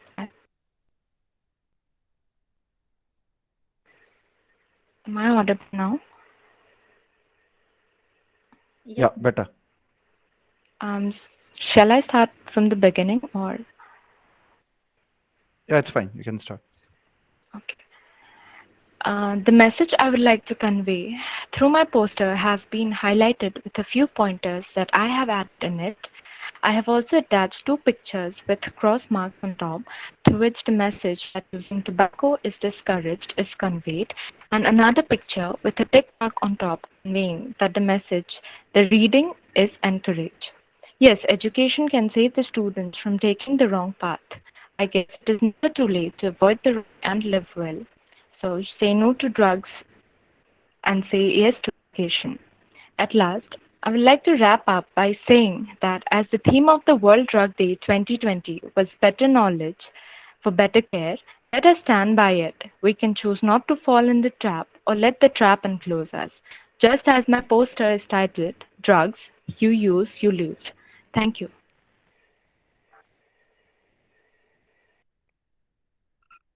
Thank you, Mugdha. Judges can clarify if you have any queries.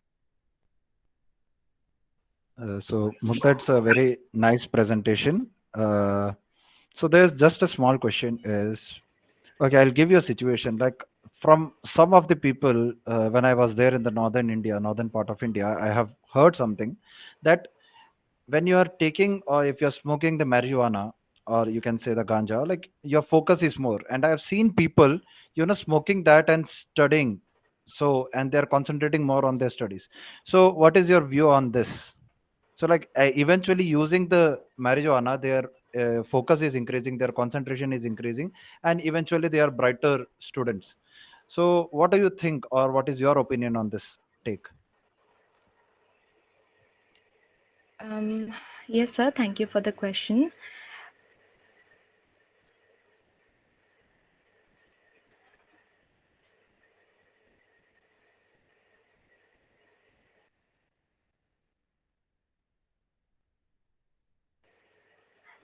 Sir, am I audible? Yes, yes, yes. Yes, you are. I'm sorry for that. Can you just repeat your question once again because last part was a bit. Okay, okay. So simply I'll ask, like, drug is a bad thing, right? Yes, sir. Okay, but certain students are using the marijuana or they are smoking marijuana or the ganja. So, like, they think that smoking that will increase their concentration power and make them focus more on their studies during the exam time. Yes, So, sir. they are using the drugs on a good cause. So, is this a good thing? So, what is your take on this? So, what is your opinion about it? Okay, sir, I'd say it is complete no because maybe students think most of the people who use that, like students, they think using or smoking marijuana would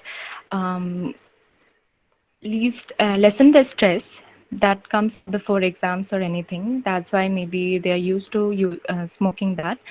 But the ill effects of marijuana are like loss of memory and concentration problems. So I think it is a big like it is like it is what they think is wrong, because like it might sure reduce their stress before exams, but it will not help them study more. Thank you. Okay.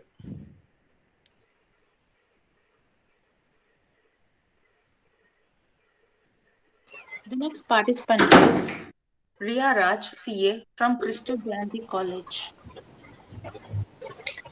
Am I audible, sir? Yes. Okay. Yes. Good afternoon, all. Respected judges, teachers, and all other participants present here today.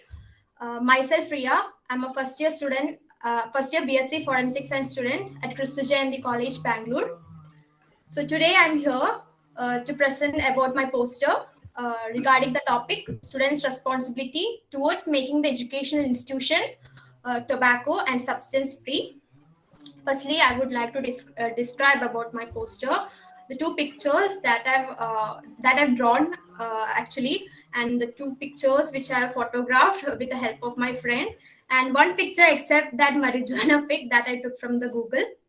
So I'm going with to the presentation. So firstly, I would like to bring, what do you think, what is drug abuse or tobacco abuse? So it is the use of illegal or the use of counter drugs for the purpose other than those for which they are meant to be used in an excessive amount. So as you all know that this tobacco and substance abuse is one of the serious problem which is faced by our society, especially the youth. Today, where the knowledge and the life values should be inculcated in a person's mind or in a youth's mind, the drugs are taking their place and making the life itself a void. So, from my idea of this poster, I try to portray that the use of this drug itself is paving the way to darkness. As we can see, the two children are already wasted using this drugs in my poster. So it is like we are like a butterfly which is caught in a spider's web. So I've used a quote, bury them before they bury us. For me, this statement itself defines the meaning of drugs accurately. Actually, we might think that not everyone takes drug, but surprisingly, this has become a trend nowadays. It's a lifestyle for many people nowadays. Also, we might think that this only happens in the movies. Like we have a cool picture of a favorite hero doing a movie and he's acting as a mafia gang leader. He's using the drugs and we're like, oh, our hero is in that role. Very amazing. We are putting status story. We'll be so amazed with the character. And we only think that this might happen in movie, but this is a far-fetched reality nowadays. So next, let me bring up some serious issue that we are facing, that we are seeing in daily newspaper. We might come across different cases in the newspaper if you are a regular newspaper reader. It's related to juvenile crimes. Some recent and past studies speaks that the youngsters addicted to tobacco and the drugs are more likely to commit crimes. There was a study by IHBAS, that is the Institute of Human Behavior and Allied Science. They conducted a test of over 500 inmates at Prayas Observation Home, and they found out that 87% had history of substance abuse, especially the tobacco and the cannabis. So we can see this is the scenario of our country, or this is the scenario of our nation or our surroundings. So the point here is that as students, what can we do to prevent this situation or to control the situation or have a take on the situation? So instead of giving lectures about this, listen to what the teens have to say regarding the drugs, or listen to the problems or the questions they raised against this tobacco or about this tobacco. Emphasize on how drug use can affect the things or affect the life of the teens, the important matters in the life of the teens. Talk about what they see through drugs in social medias, because that is acting as a biggest medium between this. Discuss the ways, like discuss with the teens that how can they resist the peer pressure, because nowadays I guess most of the issues the teens face is that they are having a lot of peer pressure, they are having a lot of anxiety, pressure related to studies or whatever things, because nowadays kids are becoming light-hearted. They are not able to handle even small pains or small situation. They are not ready to face the situation and they quit from life suddenly or quickly. So pay attention to their whereabouts, what they have to talk or what they have to tell about these things, and we have to try to understand, and we can stay together and we can raise our voice together against this drug abuse. And I hope everyone is staying safe and healthy.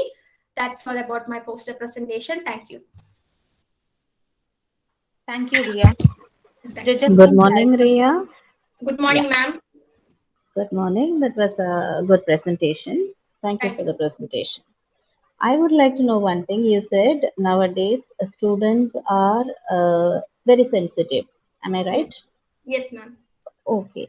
And they withdraw themselves from many of the aspects, right? Yes. So, in that case, how can you address this issue?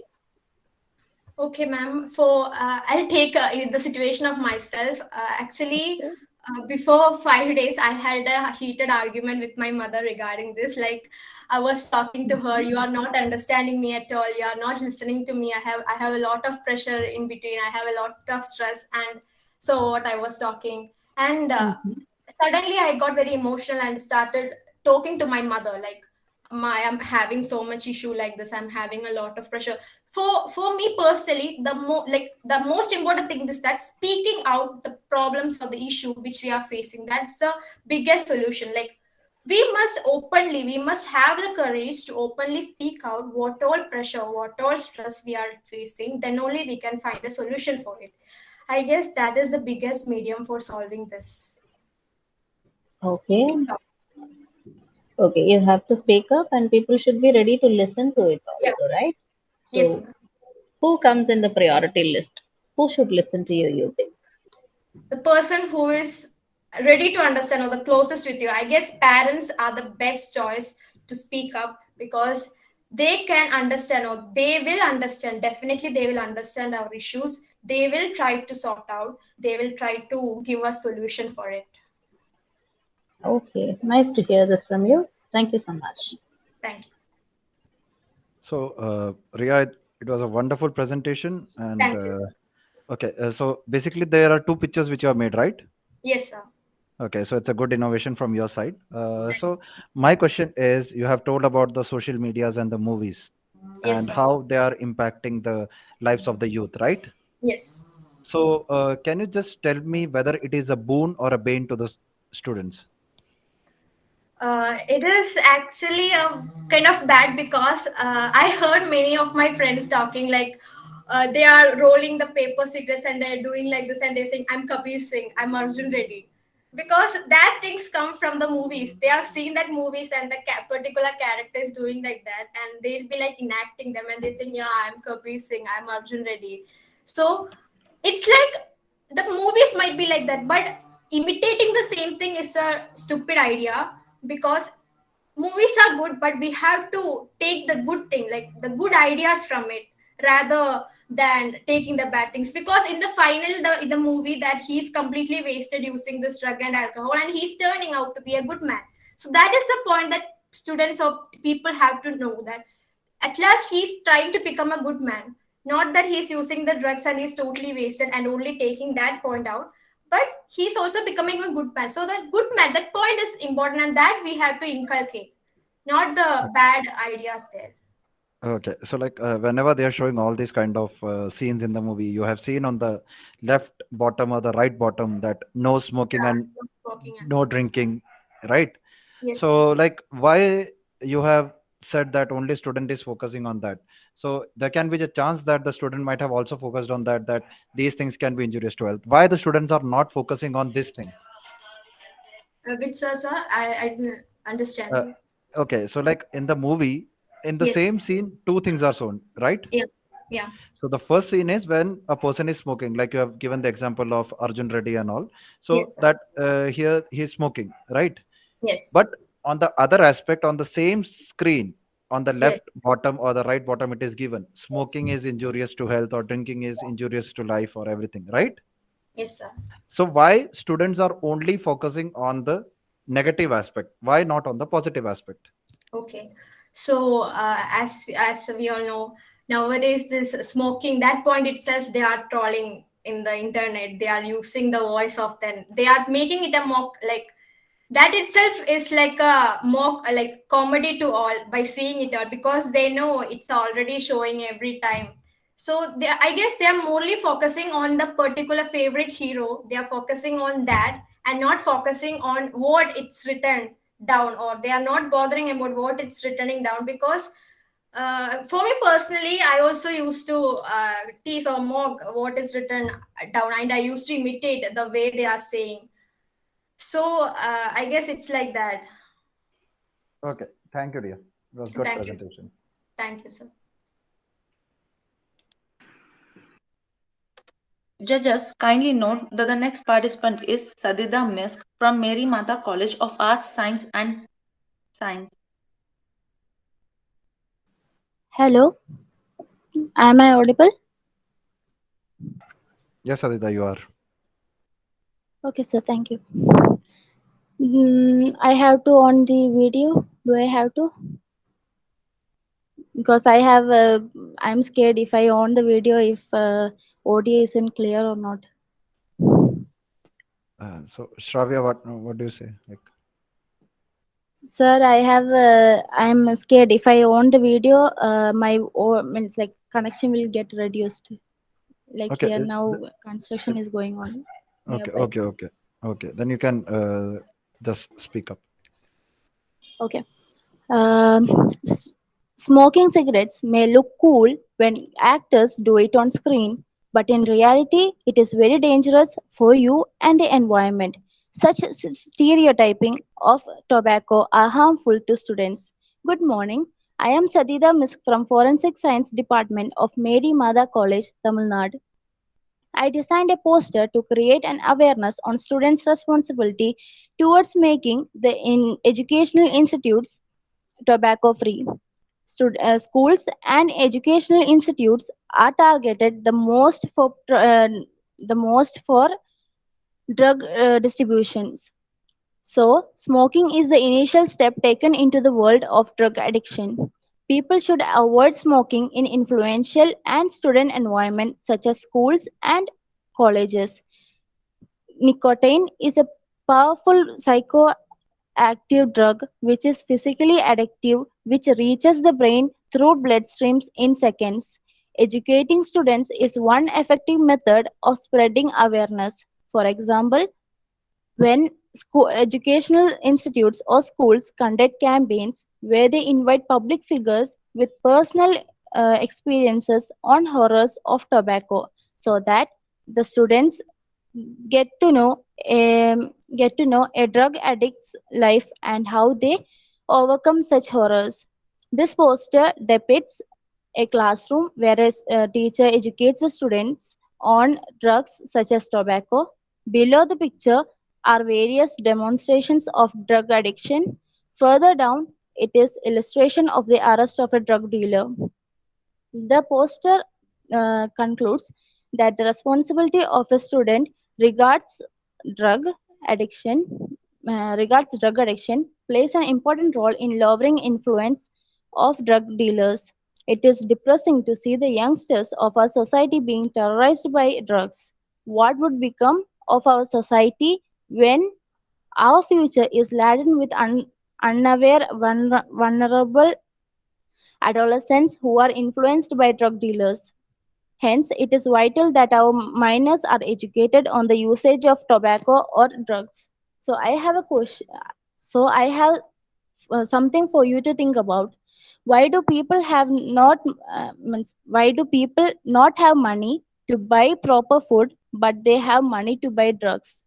Quitting smoking is not an impossible feat, as 70% of smoke addicts quit smoking successfully.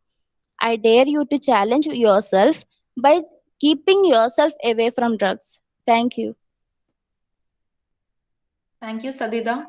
Judges can clarify if you have any queries.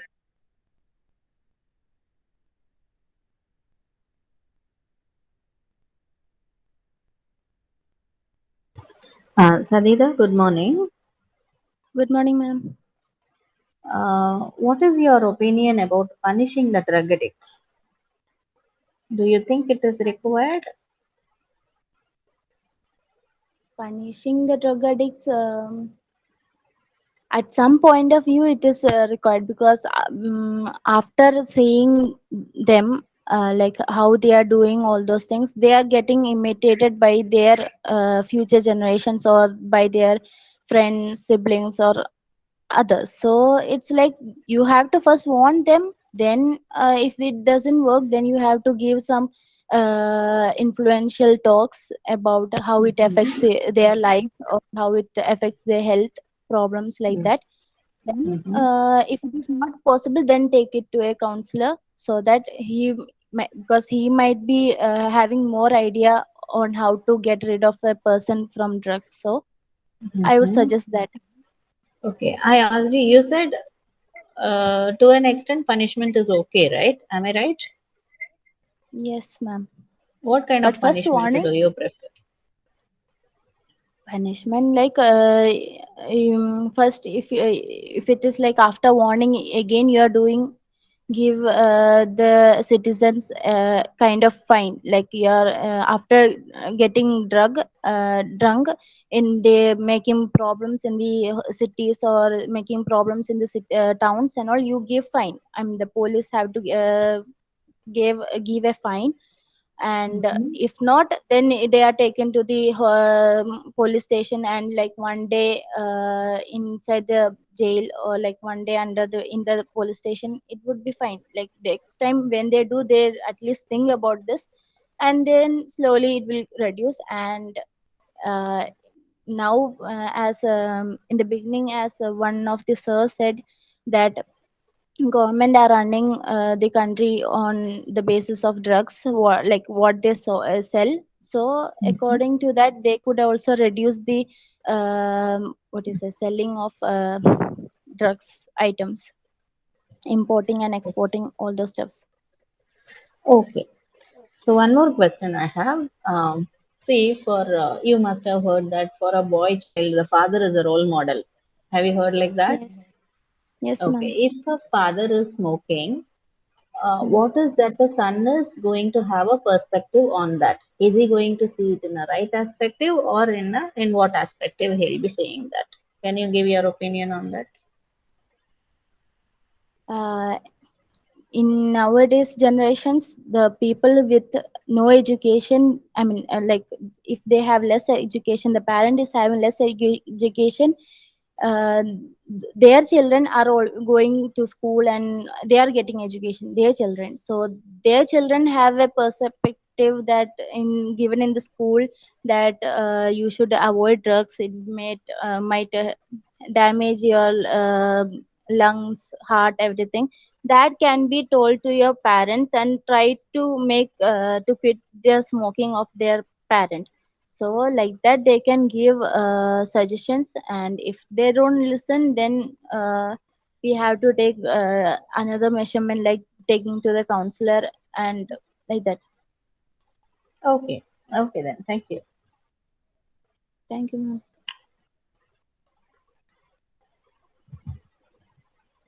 Judges, kindly note that the next participant is Sneha PA from Yenepoya Institute of Arts, Science, Commerce and Management.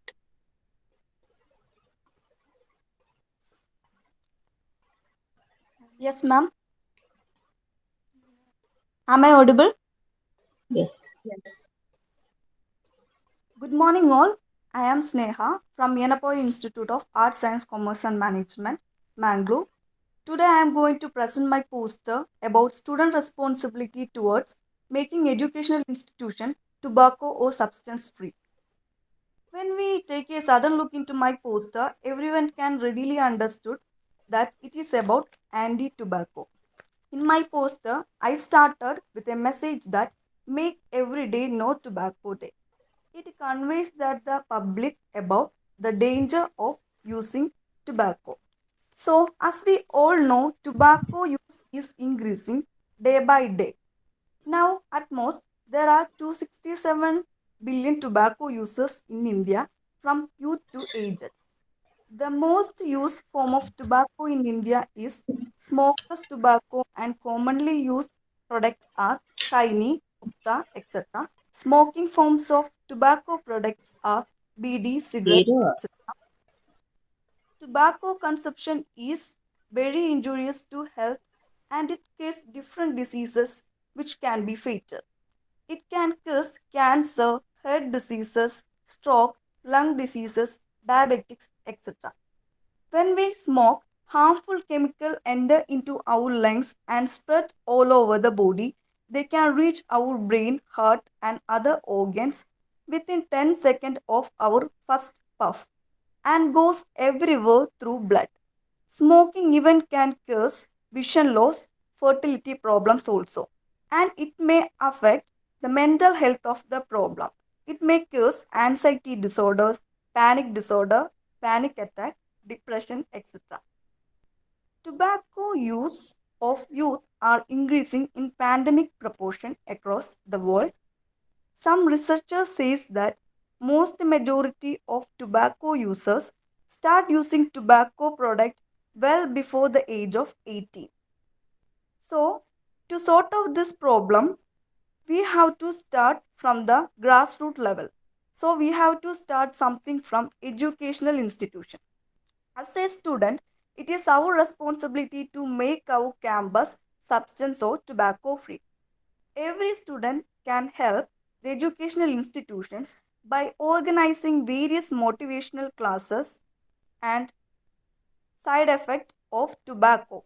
We can start an anti-tobacco club in every colleges and we can add members to this club also. Tobacco, sorry, we can conduct school or college based cessation program that focus on supporting students and all staff in their effort to quit the tobacco use, setting a tobacco control committee to assess tobacco use prevention program also help in reducing the campus smoking. Every student can arrange a webinar giving awareness about the harmful effect and long-term health impact of tobacco use among the students. Providing specific training for teachers also help in reducing the use of these kind of stuffs. Trained teachers can convey their messages to the student also. Providing tobacco use prevention education in 12th grade can make the young ones know to start with it. Implementation of legal provisions regarding sales and use of tobacco products, especially related to educational institutions and public areas. It may help to create a tobacco-free zone. Posters, slogans, essay quiz, debate competition, and street dramas, etc., can develop information about anti-tobacco concept on school or college itself. Drugs are the enemies of ambition and future. It affects the desires and future of youngsters. When we fight against drugs, we are fighting for our future. If we know that someone may care enough about this life to let them know how dangerous smoking is for another and themselves. So it is proven that regular intake of tobacco can lead to addiction and various other health problems, damage to liver, kidney, mood swings, etc. So prevention effort must focus on both adolescent and just youth adults, like by mass media campaigns, school programs and policies, increasing tax, etc. Gradually, it will result in the decline of tobacco use. So, I hereby conclude that an atmosphere contaminated by tobacco causes discomfort for many. So, we should try our best to prevent the use of tobacco. So, thank you. That's all. Thanks for giving this opportunity and also for your patient listening. Thank you, ma'am. Thank you, Sneha. Judges can clarify if you have any queries. Good morning, Sneha. Yes, ma'am. Yes, ma'am. Yeah, thank you for presenting today. And I have a small question. You must have done some background studies while doing on the conducting the study, right? So, what is that you think does tobacco has an effect on decision making?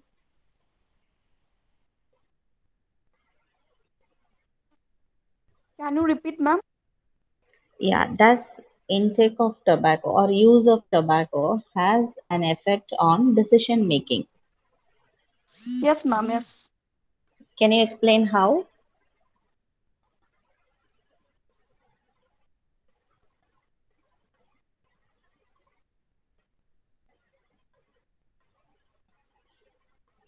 Can you hear me, Sneha?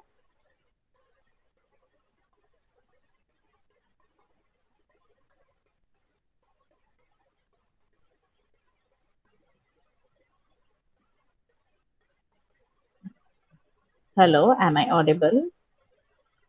Yes, ma'am, you're audible. Okay, so Hello, ma'am. Sneha, are you there? Yes. Hello, ma'am. Can you hear me?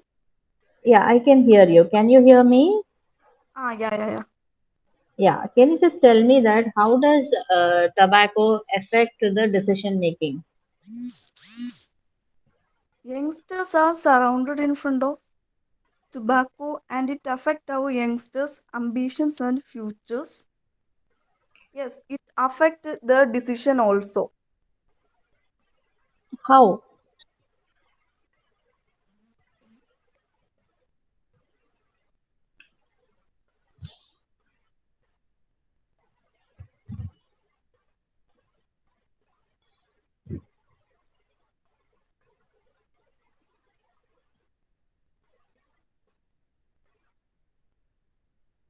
Sneha?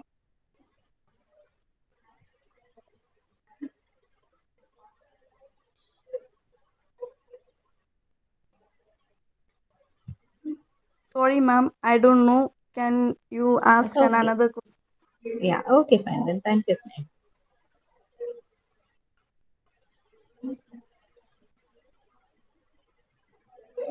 Thank you. Judges kindly note that the next participant is V. Tejasvi from Raja Bahadur Venkat Ramareddy Women's College. Am I audible and visible? Yes, ma'am. Yes, you are. The measure of intelligence is the ability to change. Good morning to the respected judges and my fellow mates. I'm Tejasvi from RBVRR Women's College, and I hope that you all are doing good. So, no matter what our elders, teachers, and parents teach us, it should be within us to go into the good paths and to inculcate the good habits. So, here in my poster, I have mentioned some points like choosing good friends to hang out with, letting all the negative thoughts go, and setting high future goals will eventually prevent us from any kind of drug abuse. So, I think that having a good relationships with the people and society, having a good purpose in our life, communicating with people will always lead us to a good path. And you might question me why. So, before answering the question why, I would like to talk something. I would like to talk about a topic called addiction.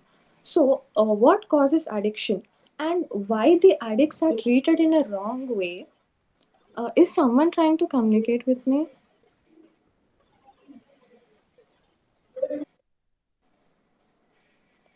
No, Tejasvi. No, no, go on, please.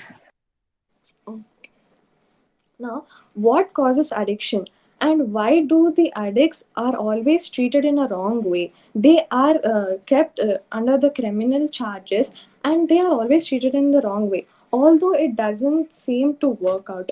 So now, I would like to say about that.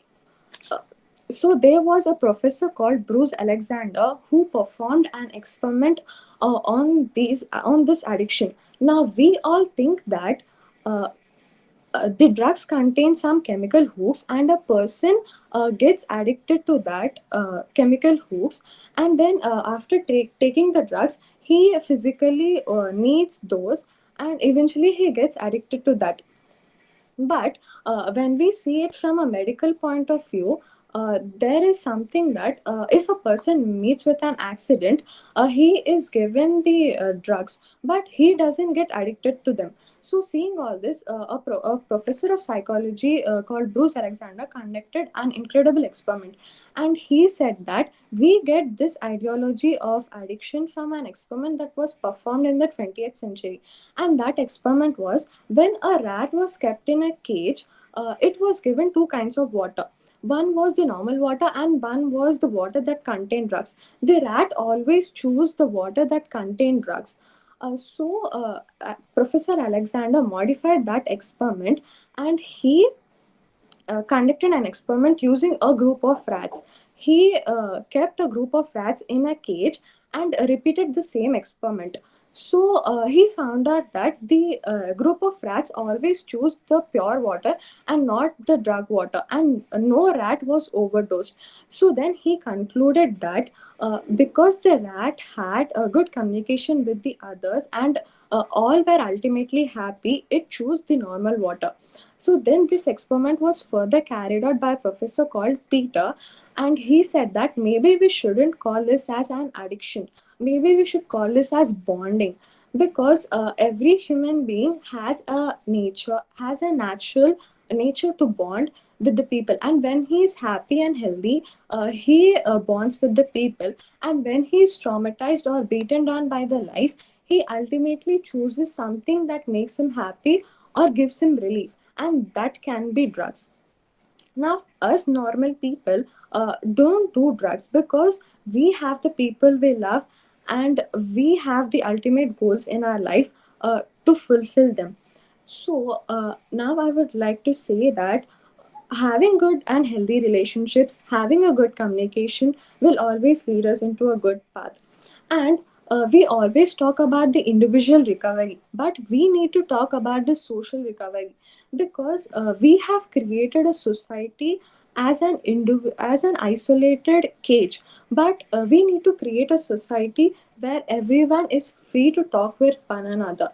And now we live in a generation where there is more advanced technology than the past years. So we get to know about many things immediately through a platform called as social media. So at a very young age, we are educated what is right and what is wrong. So it all depends on us what we choose. If we choose right things, we will ultimately success in life.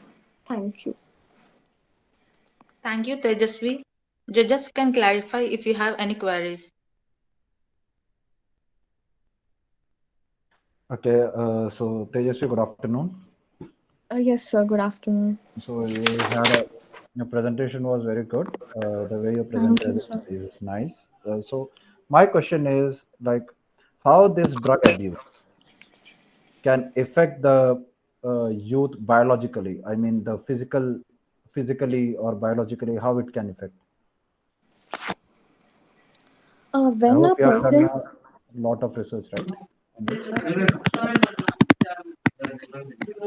First, at the starting, when a person starts to take drugs, eventually he will get addicted to it, and he will want more drugs than the first dose. So it will lead to many health problems, uh, like the damage of liver, the damage of lungs. It all depends on the type of drugs that a person gets addicted to. Okay, so suppose if the person is getting addicted to marijuana, then how it is gonna affect the health?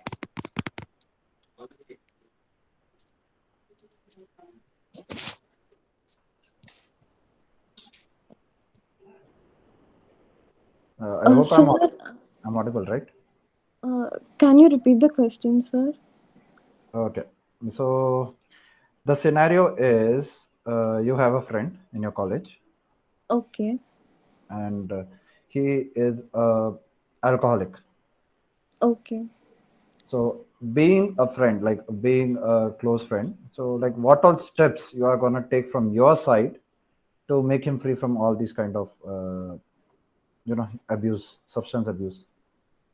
So first, when I found out that he or she is uh, taking alcohol or some sort of drugs, I would first go to them and tell them what are the consequences that they are going to have because of that, and I would find out the reason why they are abusing the drugs or taking alcohol, and I would try my best to solve their problem, be with them through every thick and thin, and I would definitely not treat her or him as a drug addict.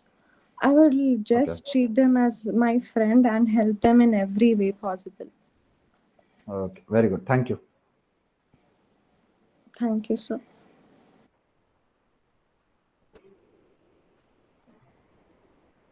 Thank you. Judges, kindly note the next participant is Prashastini from Raja Bahadur Venkatarama Reddy Women's College.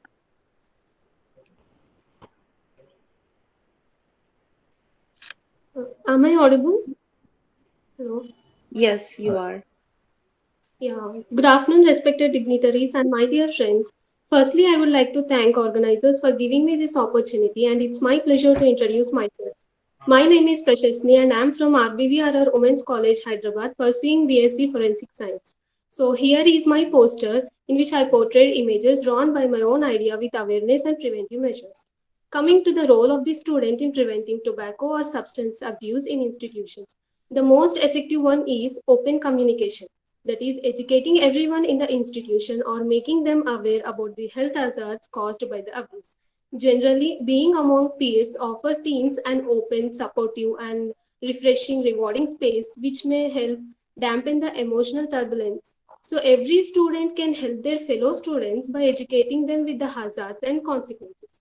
And the another measure is conducting campaigns. By conducting campaigns, students themselves can get educated and they also educate others by letting them know about health issues, and we can also conduct some health campaigns in the institutions.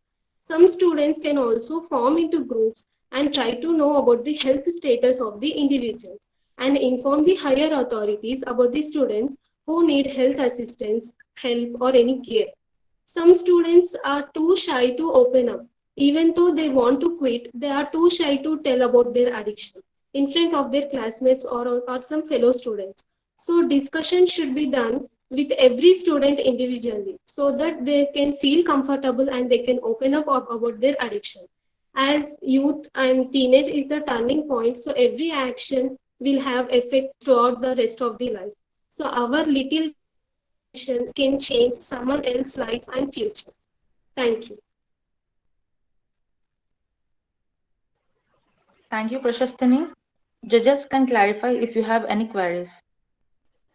Good morning, Prashastini. Good morning, ma'am. Yeah, it's a good presentation, and your images seem to be, as you said, that you have taken effort to do that. Happy about it. Okay, I have one question. You have said in your poster that students are more influenced by their peer groups, right? So this pandemic has stopped the substance use or has increased the substance use in the youths. What is your opinion? Actually, in this pandemic, due to the lockdown, the substance use has been reduced, according to me. But the addiction, whatever the students they are addicted. Once the everything is open up, they are means they are trying to from any type of way they are trying to get these substances or tobacco. It's your personal opinion, or have you gone through any studies on this? No, it's my personal opinion, ma'am. Okay, okay, thank you. Thank you.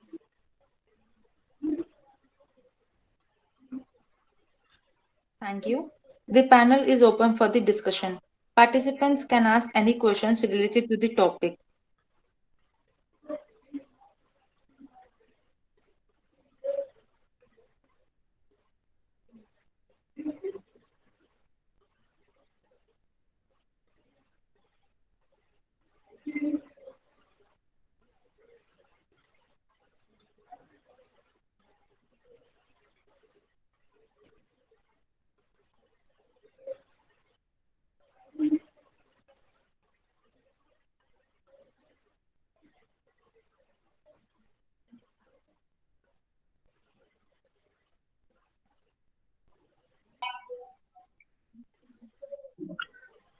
Thank you, participants. Thank you for your wonderful presentations. It was very well presented. We have come to the most awaited part of this session. Now, I take up a call to announce the winners of online quiz competition, which was held on 26 July 2021. The runner of the competition is Mugdha Bhattacharya from Kristu Jayanti College, Bangalore. Congratulations, Bhattacharya. And the winner of the online quiz competition is Vinukonda Madurai Reddy from Raja Bahadur Venkatarama Reddy Women's College, Hyderabad. Congratulations, Madurai Reddy. The winners of the digital poster presentation will be announced shortly. Until then, let's have a glimpse of all the posters we received of the participants.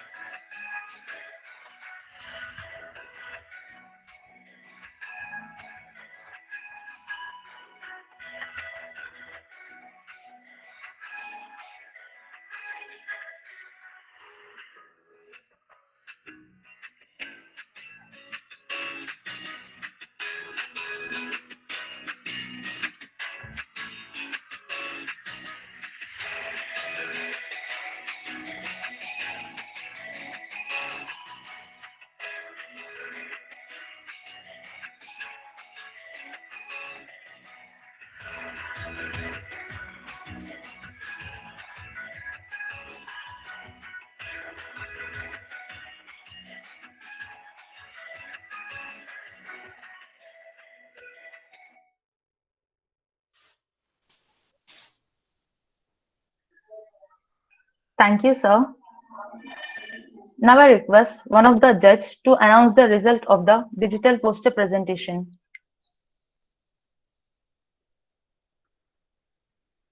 Uh, the result will be withheld for some time. Until then, I'll request one of the judges to speak about their experience on this poster presentation.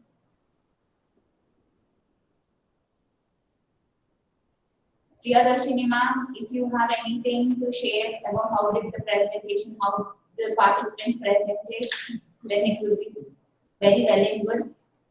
Or Vishnu Karthik sir, you can overall experience. Ma'am, just a minute, ma'am. I'll be doing, ma'am. 1 minute. Yeah, good afternoon, all. It has been a wonderful experience taking part in this.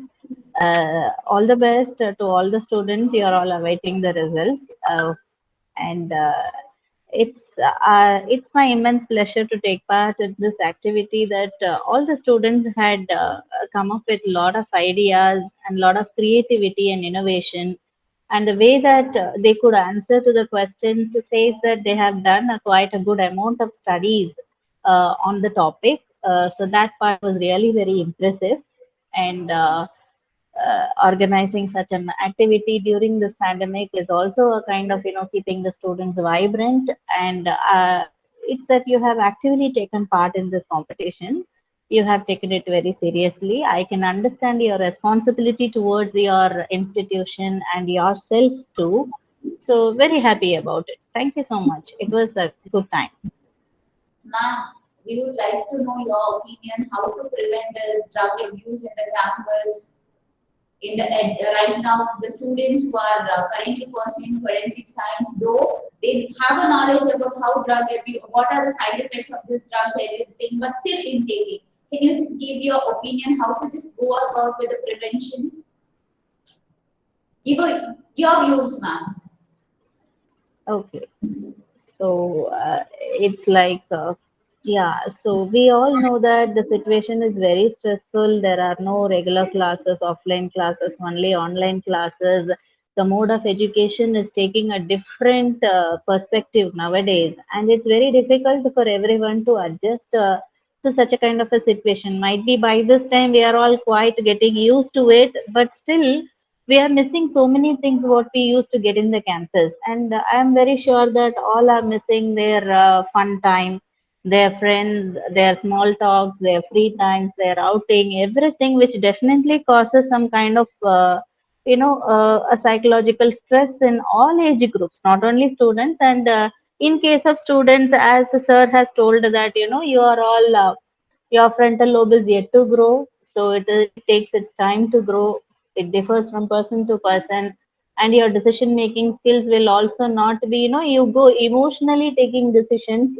So what all that you have to understand is understand about yourself first, what you're going through, what are your wishes, how can you cope up with the present scenario. And I'm very sure that each member in the family is stressed out because of various situations. If you take parents, might be there are a number of people who have lost jobs, who doesn't have a good business, their income, their economic status have gone down, and sitting throughout the day inside the house, you cannot roam around and take some fun, no outing, no traveling. So all these are all definitely a very stressful situation.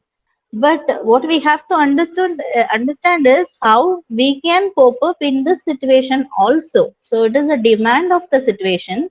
It is not against doing it for somebody else.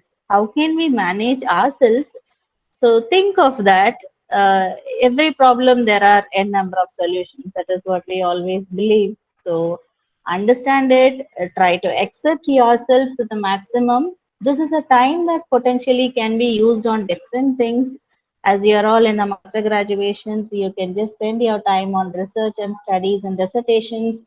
Usually that we don't find much time for all these things. With the help of the internet and other things, you can utilize a better time actually. So, and we are all blessed with having such a kind of social media to keep our friends, our known people, relations in a loop. So rather, even if you're not able to meet them directly, we can have this technological support to, keep all of them in the contact. Take some fun time online, at least, having some video calls with your friends. So it's all how you manage yourself. It is for yourself. First thing what we have to understand is whatever that we are doing now, whatever the adjustments that we are doing now, is it's for us, not for others. So you all can do best. Invest your good time with kind of studies and improvements. So let's cross this. Every situation takes its own, effect. We have to manage it. So hope we are almost crossing the bridge. Colleges are going to open shortly. So we are all looking towards the positive aspect of that. Yes. Thank you, ma'am, for making students aware to how to get out of this stressful situation. So, Vishnu Karthik sir, would you like to speak something? Yes, ma'am, definitely. So thank you so much again for giving me a chance or opportunity to speak. So my take on this is, being in the pandemic situation, it's not only the stressful things which is happening to the students. on the counter side, on the other aspect, even the teachers, they are also struggling a lot with this online, a new system of education which is being happening, right? So the stress is equal on both the sides. So this is how you manages your stress. This is how you manage your stress and how you channelize it in a positive aspect. So there are certain people who, to get themselves out of the stress, what they do is like they drink. So they feel like, okay, drinking makes me comfortable. So to get rid of all the memories, or you can say to get rid of all the bad things which have happened throughout the day, some people drink, some people smoke cigarettes, or to avoid them from the stress, some people even they do the drugs. Okay, so they just want to escape from the reality of the world. So the people are more into this thing. But as per my view, now I'm seeing like as ma'am has mentioned about the social media. So I'm like surfing on some of the videos. So I found that like nowadays the youth, especially from the South India, like basically from Kerala and Karnataka and Andhra Pradesh. So I've seen people even from Tamil Nadu, like they are more focused on traveling. So instead of doing the drugs, they are doing something more interesting and innovative. So like actually what they're doing is, from one point, yeah, it is a risky job, going on rides and all these things, but on the other hand, at least they are keeping themselves away from all these kind of drug abuses and the substance abuses. So basically the thing what you have to do is get away from all these kind of things which can cause the social issues and which can get you addicted into some wrong things. It's better in this lockdown, try to find yourself. Try to find yourself, what all qualities you have, what are you good with. Either you are good with the studies, are you good with reading the books, are you good in writing, are you good in taking the photographs, or are you good in making the videos or editing. So it all depends upon you, like what you want to do. So it's in the hands of the youth, or it's in the hands of us, whether we want to do good or we want to do bad and follow a good path, or follow a bad path and get into the crime and all. So it's better focus on what are your good point and good aspect, and be on that track. So all the best to you all. So now the next thing is the results has been finalized. So I would like to announce the result. So I hope you all are excited to know who is the first and the second place scorer. So the first place goes to Ria Raj CA from Kristu Jayanti College, Mangaluru. So congratulations, Ria. So it was a wonderful presentation. Thank you, sir. Thank you so much. So yes, the second place goes to Christy John from Delhi University.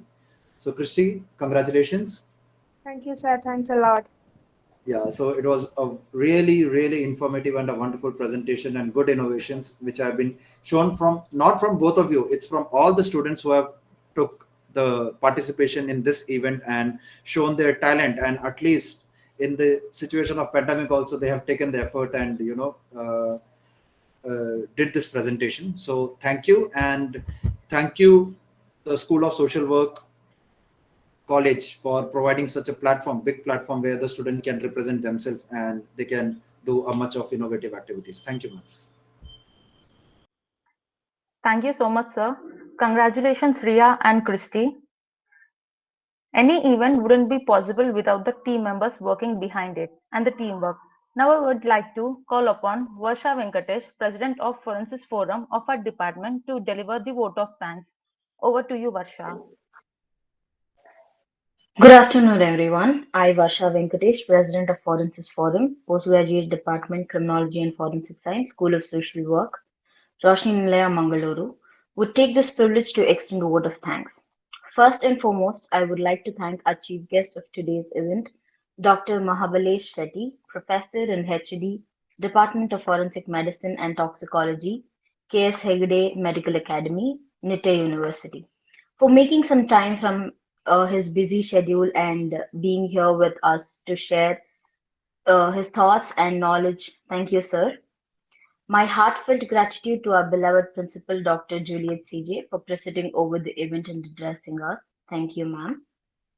I am grateful to Dr. Janice Mary, ma'am, our vice principal of our college, Dr. Sarita D'Souza, director, CES program coordinator and head postgraduate department of criminology and forensic science, Mr. Devasalan, managing director, Trinity Forensic Investigation and Analysis, Judges of digital poster presentation, Dr.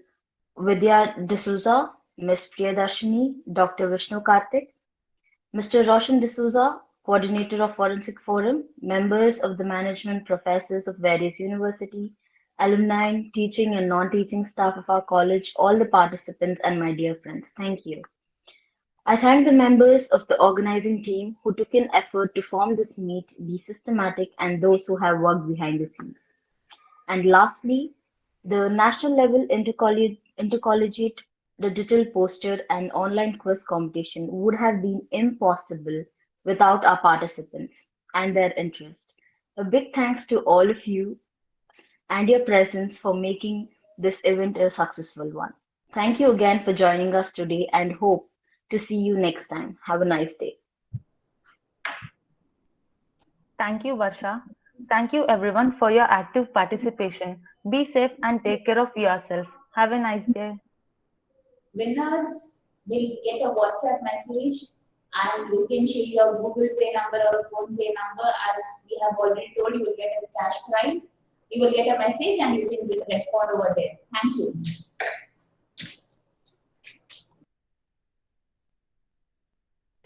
Thank you all. Thank you.